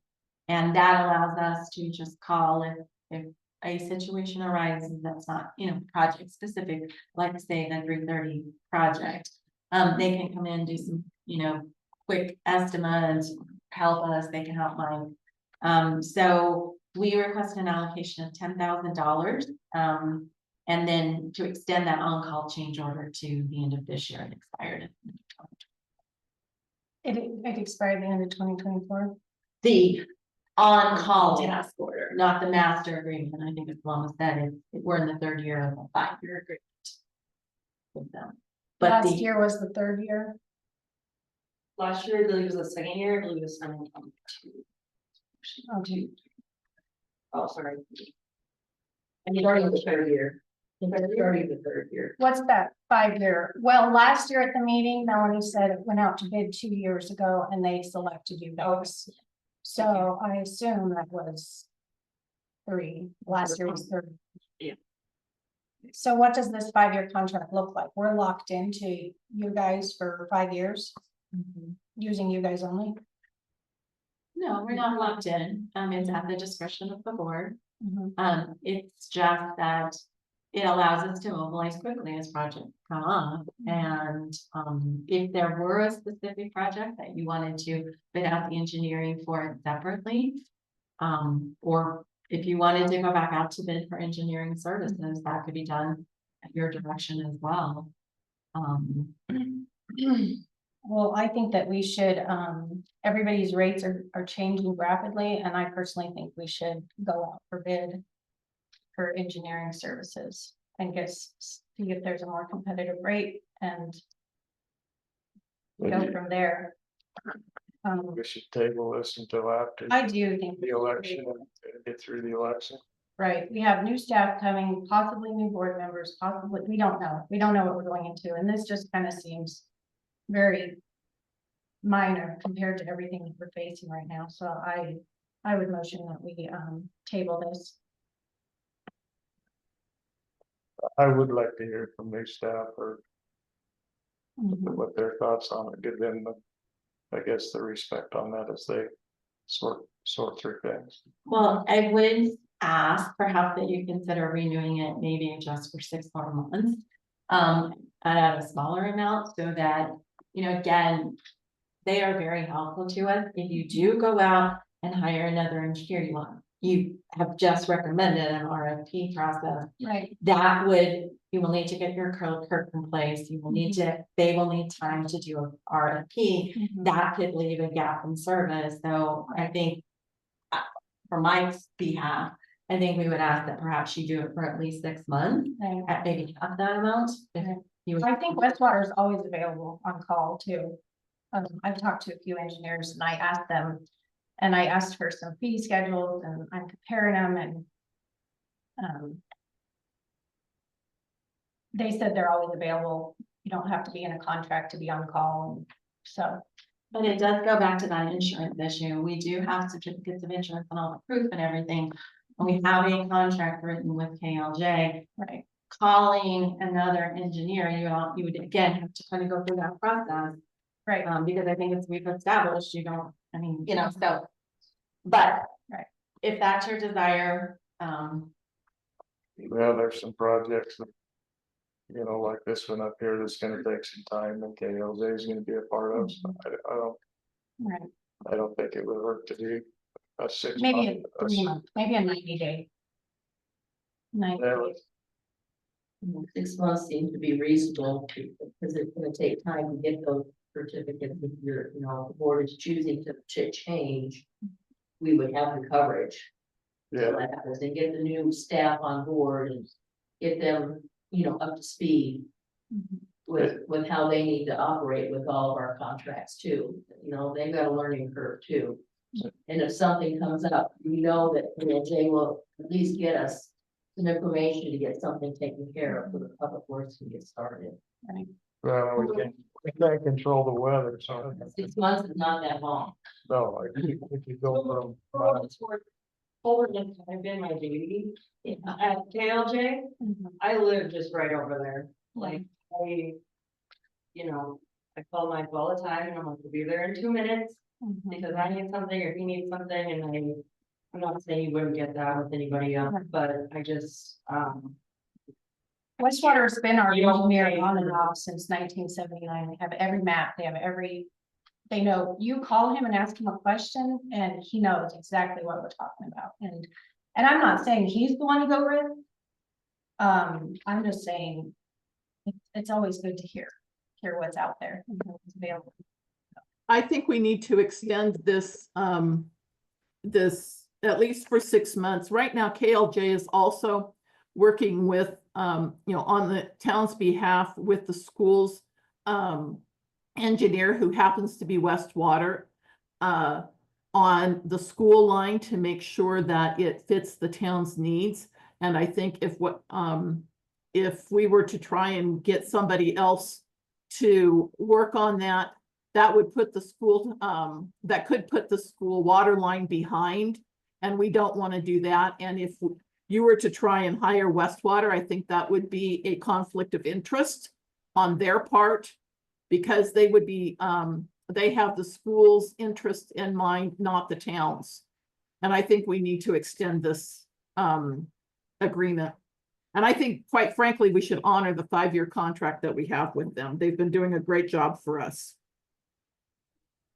Well, if we do any less than 6 months, I think all we're doing is muddy in the water. Exactly. So I would make a motion that we extend it for 6 months. And at half the price and then take it from there if we need to come back and extend it again. Or we still can, if we so choose once, I mean, because they're in place, if we so choose, if something comes up, we can do other engineering bids. So and I move that we approve the amendment number 1 to task order 2404-00219-01 with KLJ for on-call services in the amount of $5,000, extending the time 6 months, June 30th of 2025, accepting the 2025 raise. I'll second. Gary's got the second. No, I think you might wanna ask her if they're gonna do it for half of this. So, we don't, right, yeah, we don't take $5,000 and just like. And then you keep paying us, $5,000 is just in the pot of money that just we in get case told we need from, something. and then it gets. Like billed, it gets billed separately, like, you don't just take it and keep running with it or keep it. Well, no, we have $10,000 on your agenda. We'll do it for 5, if that, I mean, I'm just covering you, and just. Yeah, I appreciate it. That's not. You if you want. So what happens is the town, we reach out to KLJ and say, can you help us with this? They typically give us an amount, you know, how long they think it will take. And then we agree on it. So what we're saying is they wouldn't be doing, in this scenario, they wouldn't do any work after June 30th. And it would be subject to a maximum amount of $5,000. And their existing rates would be the same. Now, if we ran into something where they needed to do a lot more work, we would have to come back to the board for something different. But again, this is kind of a not to exceed allowance for a 6-month period now. So Is the motion. it's an insurance policy, basically.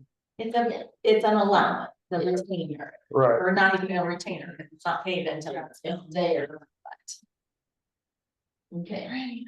Okay, we have a motion, a second, and any further discussion? Hearing none, vote please. Trustee Winkleblack, Yes. trustee Price, yes.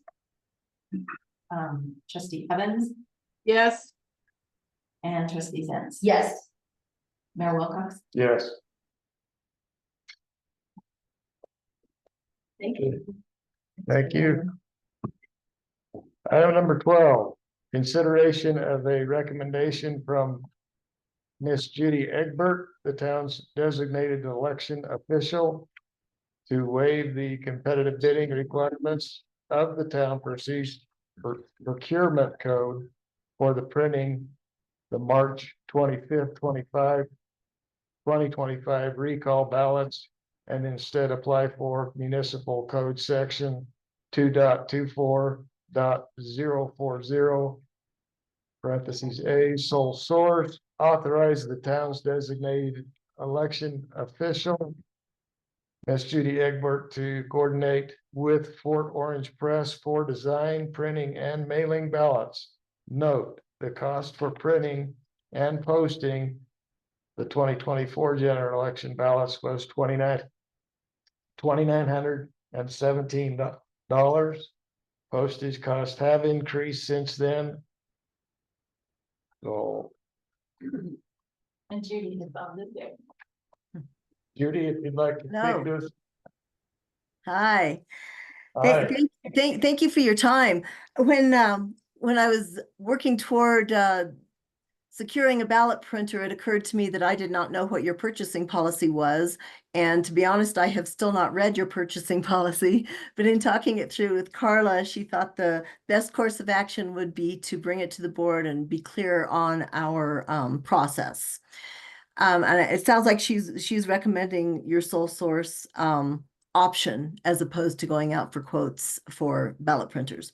So one reason for this is your recall timeline for your election is extremely condensed when compared to a regular election. Our ballots have to go in the mail in less than a month. And for a ballot printer to receive the data, manage that data, prepare all the ballots, get them in the mail, usually takes 8 weeks. So Fort Orange is being very considerate in agreeing to this turnaround time to start with. The other piece to that is they have done your regular election most recently in April. And they already have a working relationship with the town. They understand your number of voters. They understand their fixed costs in relation to those documents. So I would expect that their cost for this election is going to be similar, with the understanding that the postage rate itself may be a little bit higher. So I am open for questions if you have any.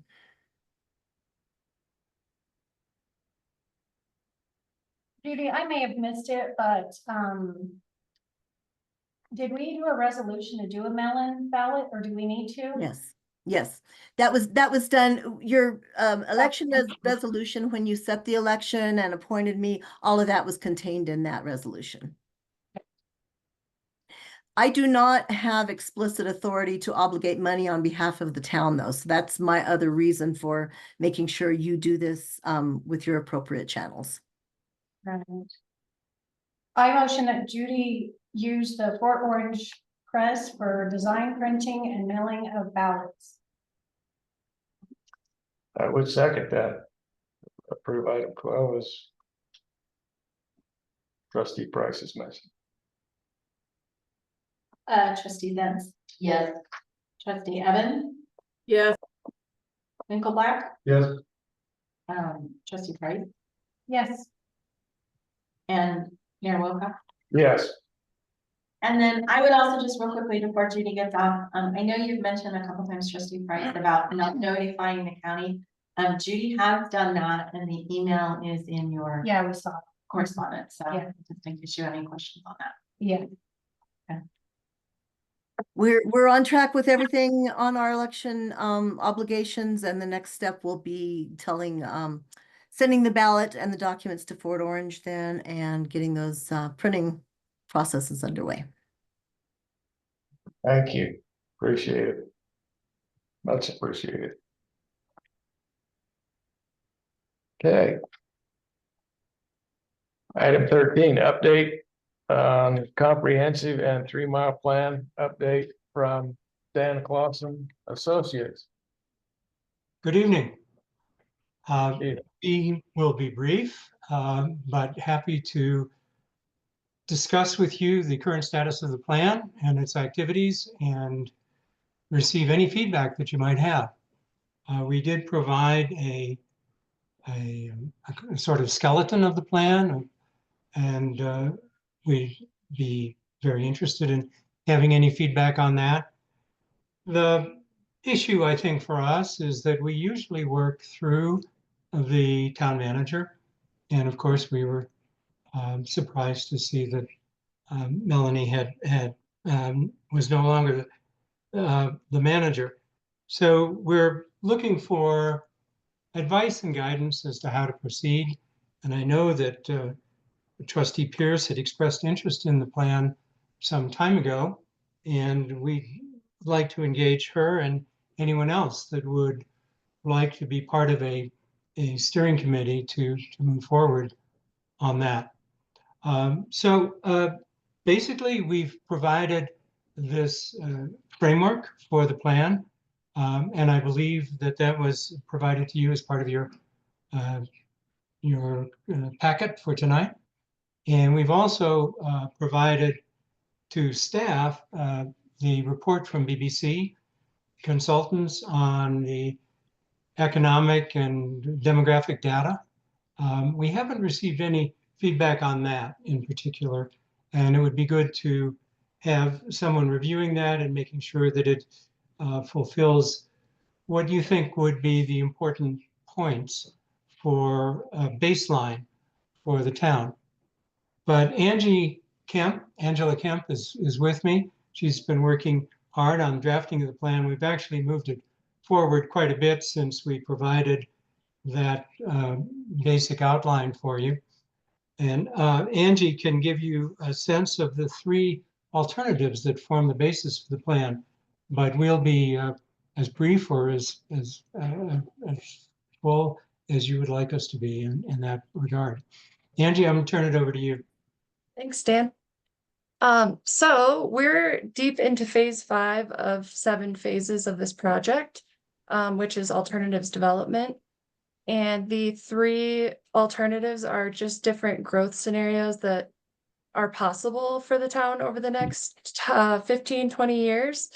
And they're a really important visioning exercise. It tells us kind of like the nuances of growth, growth meaning both, additional people and maybe buildings, but also growth as far as like making improvements and investments. So that includes like your infrastructure. So we have alternative one, which is limited growth, and that's kind of like the status quo, just carrying on. Alternative two is a moderate growth scenario.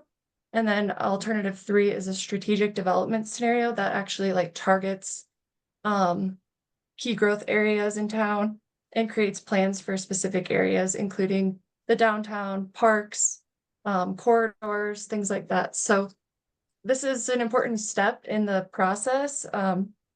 We'll be looking for a lot of community feedback on these three alternatives. And yeah, just looking forward to moving this along, hopefully. Let me know if you have any questions. So just to amplify on that, the three alternatives will be presented within the plan, but as part of the process, we will be looking for consensus on which alternative is in fact the one that the town of Collbran wants to pursue.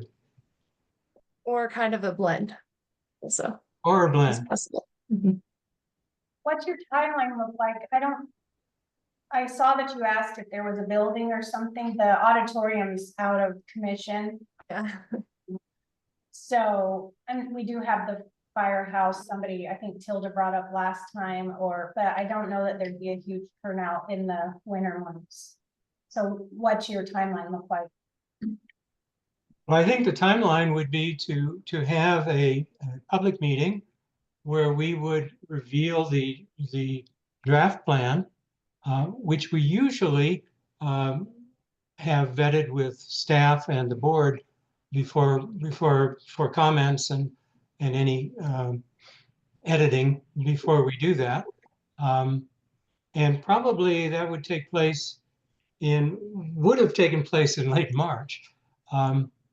But given the fact that there is a recall election, we're not entirely sure if that's an appropriate thing to do at this point. So maybe we push that to April. Now, we know from Carla that she has extended our contract. We had several timeline extensions that occurred, both when the school bond was coming forward, and then later when the board election was coming forward. So there were quite a few months of extension where we were asked to stand down and not work on this. And now we'd like to go full speed ahead on drafting at least, and to have as much input from the board as we possibly can. And then as far as setting the meeting, well, whether it would be at the school or the firehouse, that would be up to your discretion. Obviously, we had once thought that the auditorium might be ready, but that clearly is not the case from prior discussions just tonight. So we'll look to your guidance on how to move forward. I think April sounds good. And I don't know that it would be kosher or not, but there's been times that like for Memorial Day or whatever, there's been space rented over at the Congregational Church or possibly something like that that's close. I mean, it's just as close as the auditorium. There's seats, there's chairs, if it was in the basement. But I guess the Congregational Church would have to be contacted and see if that was an appropriate thing to do with their facility. I think this is something that you want to have be its own meeting rather than in conjunction with something else. The topic of the meeting should be this comprehensive plan. So I don't think you should try and do it as part of Memorial Day, and I think you should probably do it sooner than that.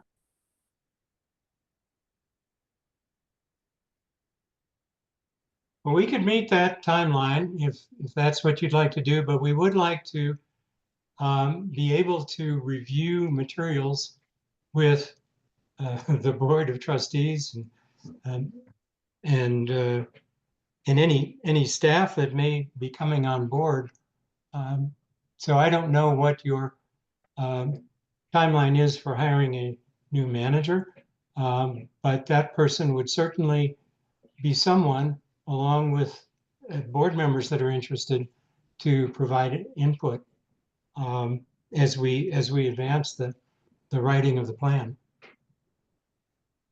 In the interim, we get even if it's an interim clerk, they will be the executive officer for the staff until such time as we have a manager, so.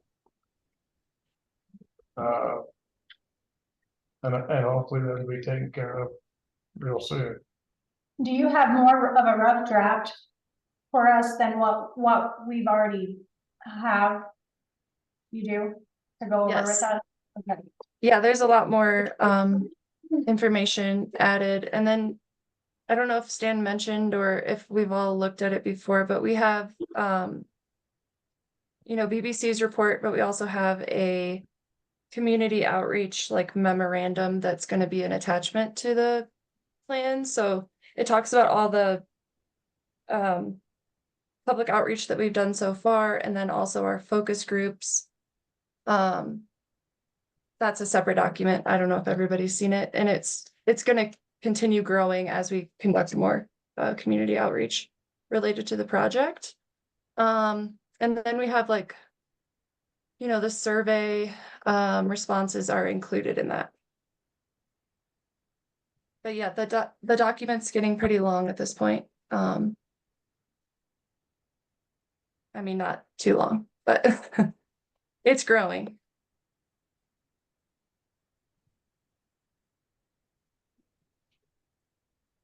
Is that document forwarded to all of the trustees, or?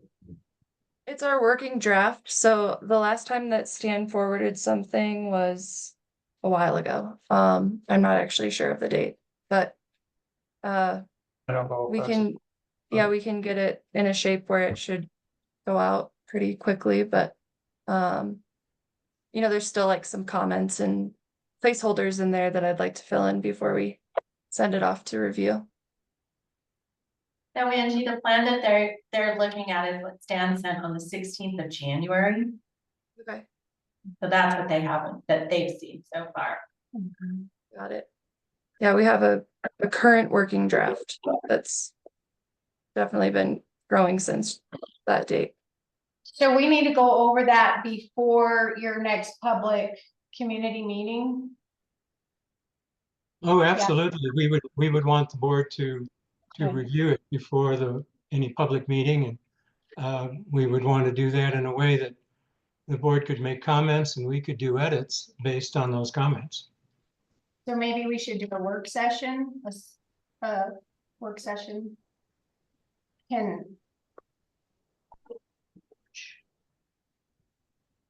I mean, what I was hearing from you, your suggestion is April for a community meeting. Tilda was saying Memorial Day doesn't work. I think that's in May. Yeah. So I don't know if she hears everything we're saying, but so before April, you need to have a work session with us, with board members and staff. Okay. If we were going to do it in April, we would want to have a work session with you Soon.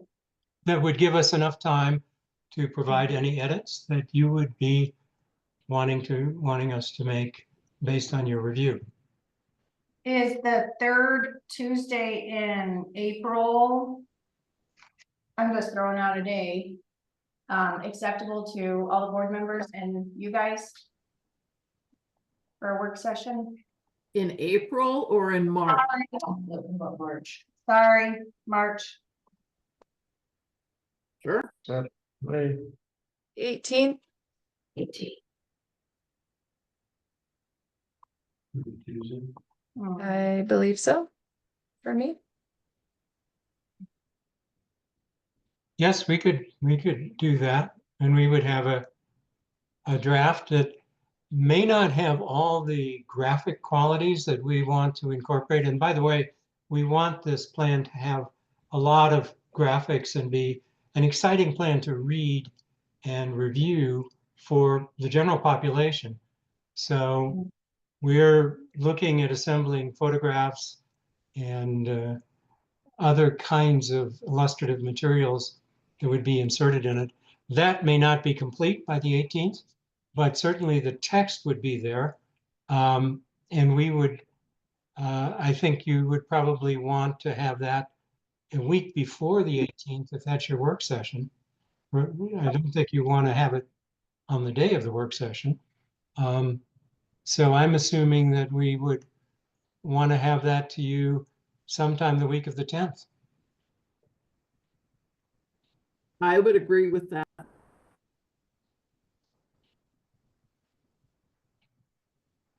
Now, if you felt that April was too soon, or that people having cabin fever in April feel the need to get away, then we could push that date of the actual public hearing. We could discuss that later, or we could discuss that now if you think it's good. Well, he's talking about the public. Oh. In April. I think April sounds good. I think it's warming up and people are gonna be anxious to get outside, and I think April sounds like a good plan. I think we need to get it moving. It's been delayed enough. I'm sure you're ready to be done with us. Oh, I wouldn't say that.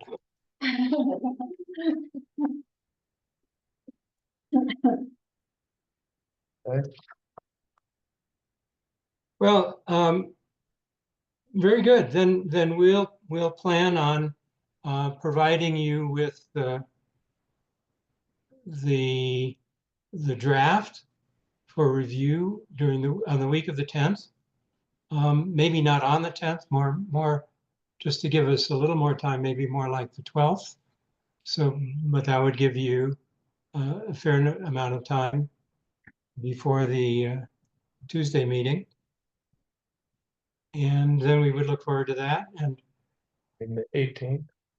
Yeah, so 18th will be our work session. Right. And then he's gonna send us a rough draft the week Right. before. Sounds good. I think it's very helpful to us to set these times.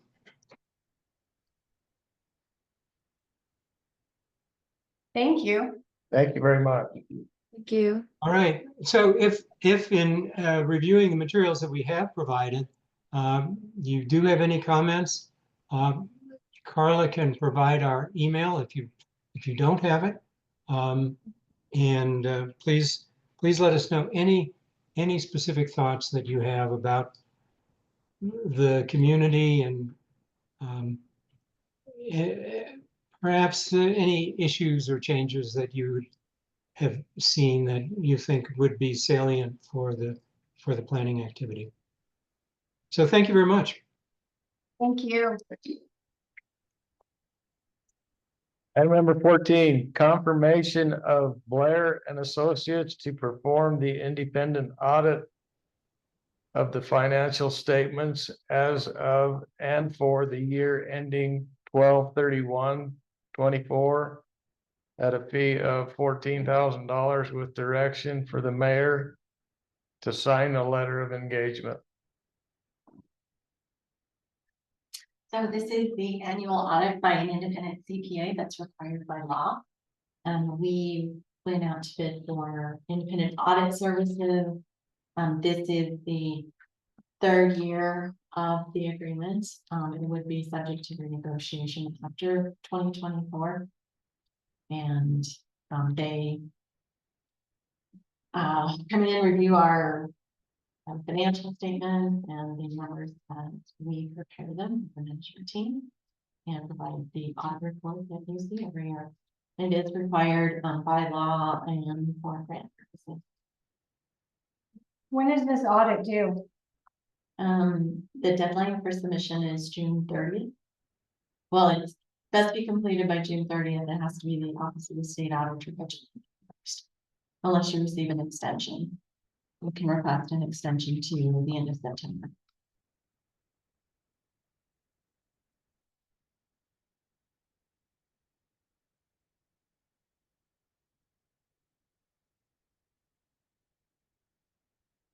Is it standard procedure to select them? I mean, is our paperwork ready to go in now?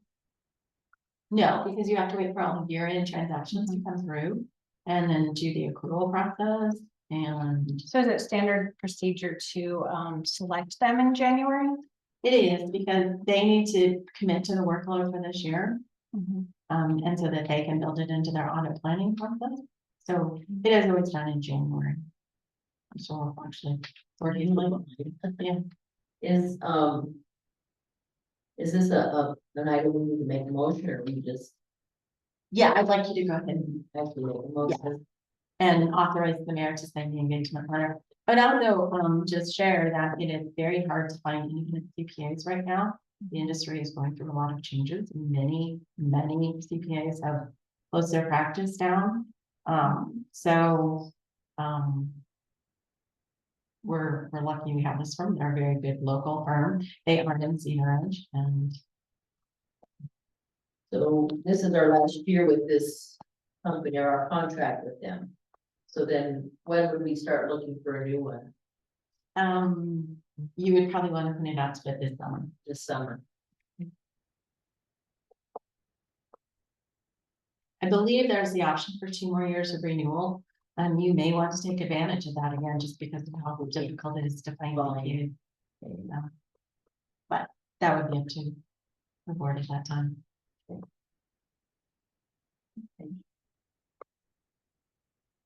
Well, I would move that we approve Blair and Associates to perform the annual audit for fiscal year 2024 and direct the mayor to sign that letter of engagement. I'd second that. For the fee of $14,000. For the fee of $14,000. I second that. Okay, we have a motion and a second. Any further discussion? Trustee Winkleblack, Yes. trustee Zen, Yes. trustee Evans, Yes, trustee Frey, Yes. and Mayor Wilcox. Yes.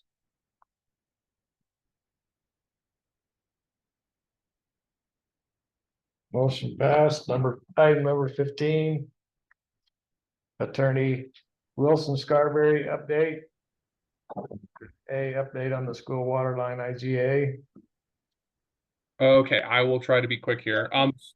So I had sent a copy of the IGA along with some of the comments we received to from DOLA over to the school district's attorney. And it was either late December or early January. I had a meeting with him on Friday to discuss some of the red lines that have gone back and forth on that agreement. He was going to be getting me sometime this week his final round of red lines that are changes that need to be made to the agreement so that it will work with the school district being able to get reimbursement for their grant.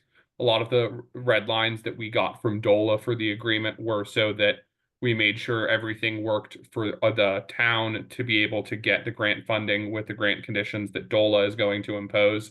So hopefully we will have that agreement finalized this month. The only wrinkle there or thing that might change potentially with that, though I still think we're close to having the agreement finalized, is, and I know I'm skipping somewhat ahead in the agenda, is I believe the mayor has been in contact with Mesa County regarding some potential help with grant management services, depending on where we land with the town clerk search.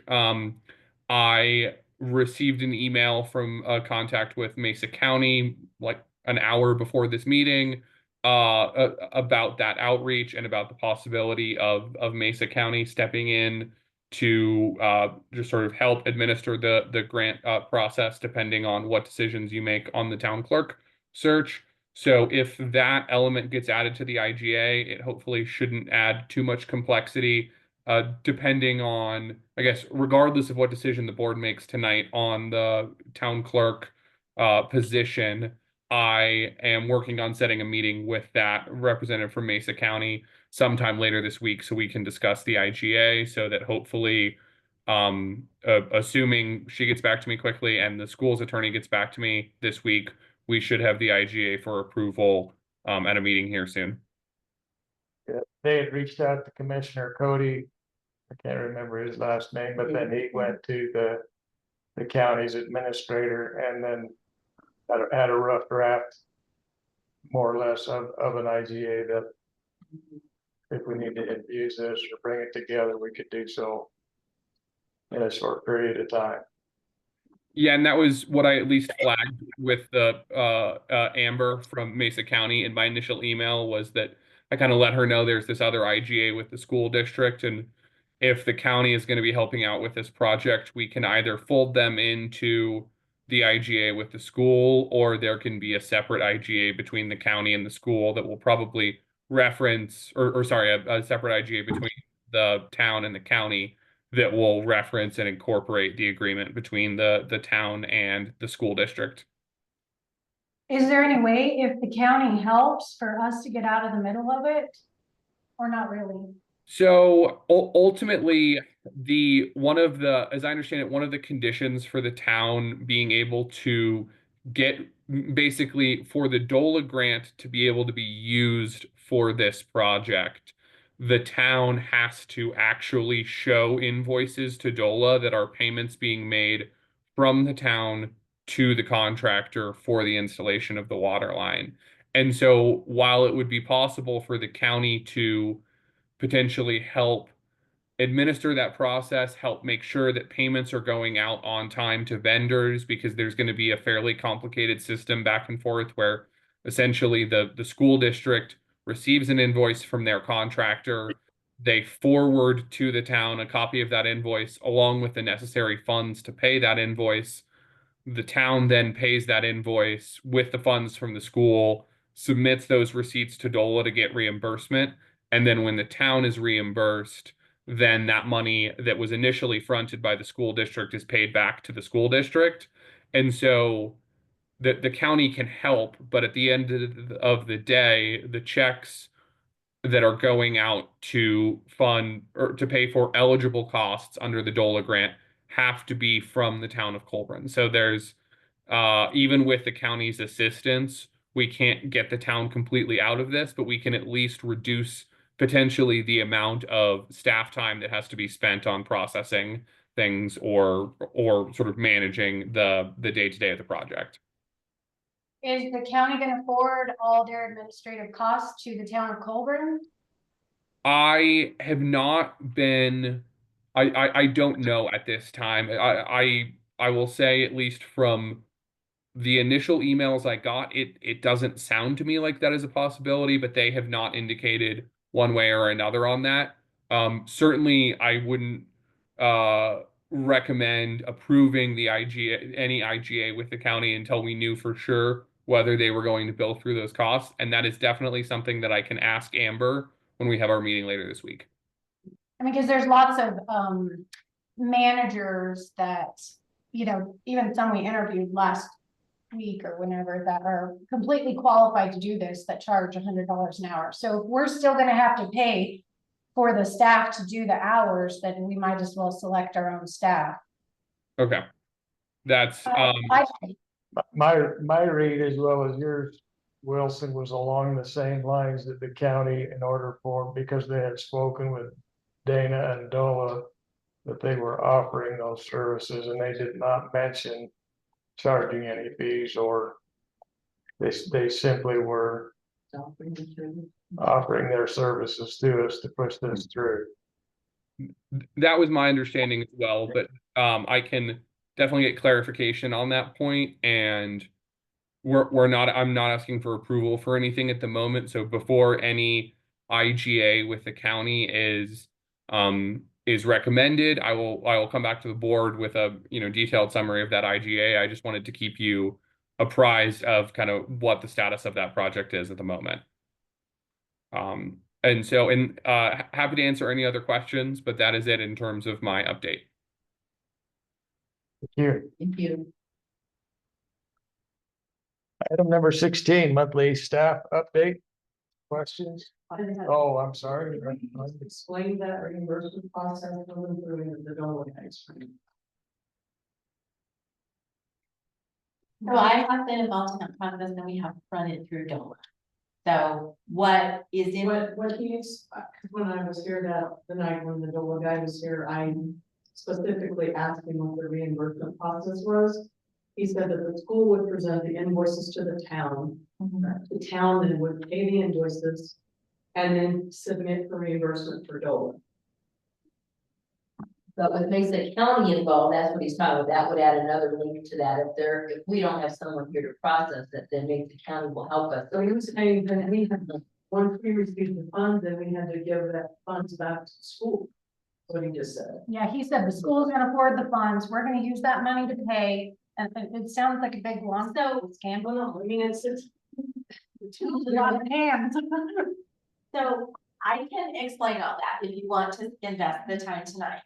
I'm happy to explain what's in the draft IGA. I think Wilson did capture it, but we did do it. We sat down with Dana at DOLA and wrote it out the way he wants it.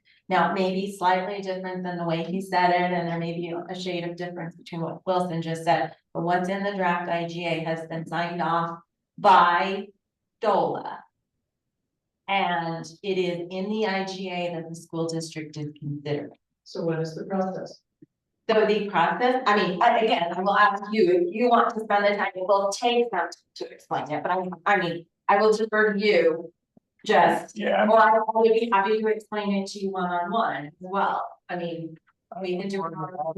For you to do that, but Dana did contact me because of the school district and the urgency of it, and basically it would be the county handling the towns, making sure things were processed appropriately, but unless I worded it inappropriately, you can correct me on that, Carla.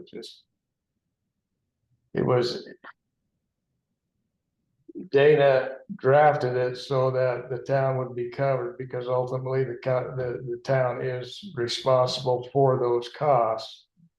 But so we would have an IGA with the county to handle that for us, included with the IGA between the school. But no money goes back to the school. Actually, yes, it does, because the school district will pay the entirety of the invoice for the construction work, because the town does not have the funds to float the expenditure. It's a reimbursement grant. So if it's $100,000 invoice, the town will have to issue a check for $100,000 to the contract with its FCI.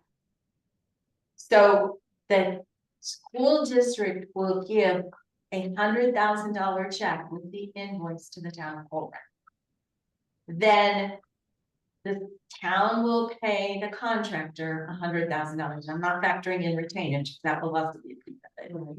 But the town then will pay that $100,000 to FCI. Then they will submit copies of those checks, and DOLA then will send $50,000 to the town. At which point the town will write a check for $50,000 to the school, so that the school's net then is $50,000, and the town doesn't have to cash flow the $50,000 in the interval between when the check is written and the reimbursement is received. So that's all changed since he was here. Perhaps it has, again, he has signed off, he directed and signed off on that language that describes it that way. Again, it will come to the board in the form of an IGA, and all that will be included in that IGA. That specific language is in the IGA. Right. From DOLA. And the end result is that the funds will be, I mean, the pipeline is being paid for by the school.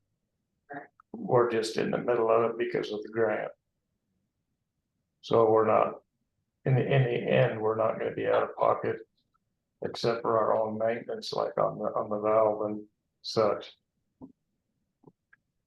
And So it ends up being the same as before, it's just sounds a I little just more wanted to know, complicated. because what he said was different than what the Right, government said. right. Well, yeah, and Dana actually wrote this final thing, and that's what DOLA wants. So we'll have to follow his guidelines. And that is what, you know, they are reviewing that the best to make sure that's acceptable. That's the best grant, yeah.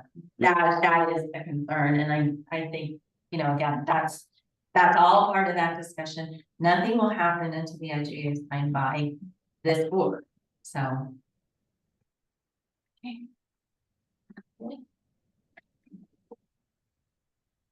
Right.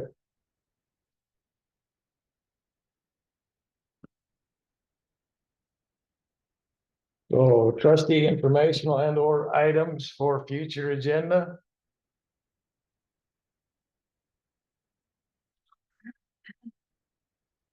Well, if we do have a new clerk by then, I would love to see a fee schedule. And we also are in the middle of a, the hold on the water, what's the word? Anyways, we put in a 90-day moratorium on tap fee sales. And so that needs to be addressed. That needs to be researched along with an evaluation of water and sewer taps.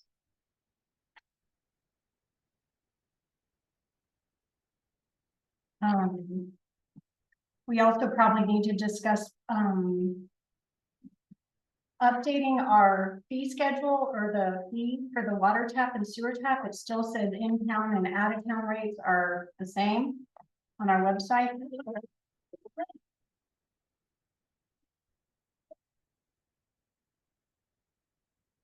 And I would like, at some point in time in the past. That would work if there was a county clerk. Yes. I completely agree. Who's speaking? I completely agree. And so we're going to discuss this if there's a clerk by our next meeting. But I'd like to know, in the past, there was an agreement, say where Jeff sat or where That must have been last year. KLJ lives, that when they bought a tap and paid the in-town tap fee, they were automatically brought into the towns, you know, the city limits. Yeah. That's the way it used to be. So I'd like to know if that was actually changed or if we still are, you know. All right, I know, That's see, and that was even part of that when Forey was bringing that on. They talked about that, and I didn't think it was, you know, didn't know the kosher-ness or the appropriate of him speaking with Jim New directly, but if those tap fees up there were used at that time, that property would be annexed into the town if they connected to the town's water. So that's what I'm saying. My understanding has been for years that if there was an ordinance passed when we did clear back when Bruce Smith was here, that we changed and made it so that if somebody paid a tap fee, they were agreeing to annex into the town of Collbran.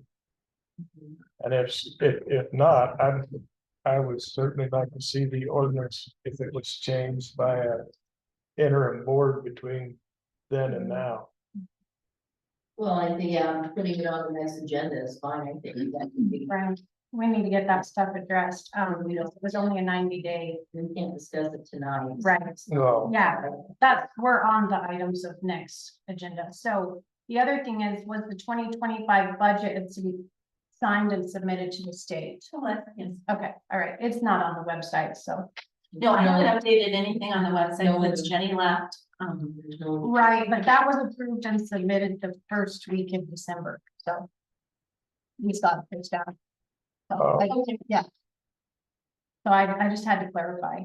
And then two, I don't understand the amount of customer refunds that go on for years and years. Are those billing errors? Customer refund? Yeah. On our Those monthly deposits? expenditures, it says customer refund. These are typically deposit refunds. People put a $50 water and $50 sewer deposit when they get new service. And then after, I believe it's 18 months or 3 years, there's a time period, if they're like payments, we refund those to them. And so those are typically what those refunds are. Periodically, there are refunds for, say, at closing, there's an overpayment or something like that, but most of those, if they're around $100, they're for a deposit refund. Okay. If they're $50 or they're $100, they're typically a deposit. Okay, And we do pay interest on them per Colorado law, so they're a little bit more than that. It's paid at a statutory rate. okay. Thanks for clarifying. Right, And there may have been some in there because in the past, people have come in, I know a Little Red House, you know, people would ask for waivers, you know, if they've been on vacation and the water line broke or whatever, they'd come in and ask for a waiver of that water bill, even though the leak was on their side of the line, but yeah. that could have been part of There haven't been any of those since my involvement with since you, town. since you. Again, I think those are probably just a contact. Yeah. Okay. So. It was probably 15 years ago that I came in and asked for one for the property that Jeff now owns that the LDS church owned because there was no. Shut off at the church and it had to be shut off clear back on Spring Street or Wagon Wheel, and there was a $2,500. You know, the water was just, the water line froze and there was no way to shut it off. And the town didn't actually reimburse it, they just credited the account during those years so that any fees or whatever were taken off of that amount, but. Anyway, those things, and those waivers have not happened for 6 years that I've been here. since before your tenure, so. Okay. What about, anything for the agenda for the workshop that needs to be added? Well, we got that on number 22 probably. Okay, Number 18. so, Do you want to confirm that date so that I can go ahead and, Do we want to do the discretionary fund and a meeting with the arena people at the same time? Because this is the date we proposed to Tammy too. And I didn't, yeah, I'd be willing to do both. I mean, yeah, I think it would be, then that expediency with the Heritage Day, we need to get that. we do. rolling. so we can confirm that date and we can add those, add that to the agenda. well, it would be a special meeting on Right. February 18th. Right. And it would be discretionary funding plus and a discussion with the rodeo committee. Right. Okay. Does it have to be a special meeting or can it just be a work session? Because If we you want to make, if you want to make any awards and actually approve the funding, you would need to do it as a special meeting. If you just want to put together a recommendation and take it to March 4th, it could just be a work session. I'd be willing to just hear their proposals and make the decision, and vote on it at a regular meeting. At the March 4th, Yeah, that makes sense to me, now we have time to think about what we've heard, and yeah. Okay, so just a workshop on the 18th. That'll be a work session. Work For session. those two items. Yeah. work session. Okay.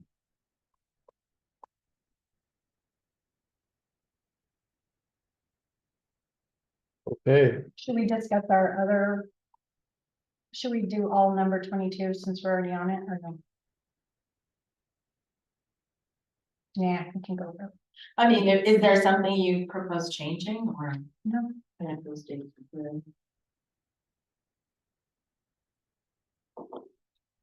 okay,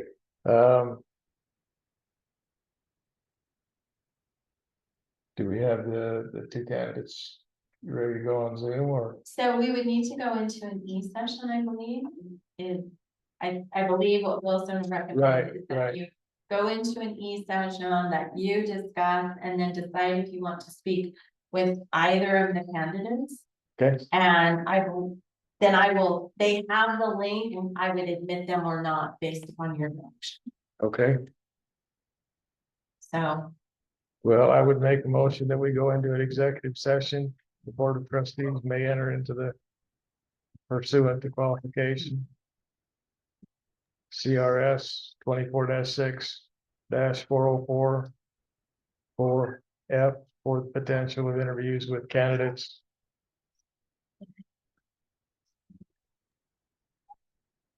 Thank you all.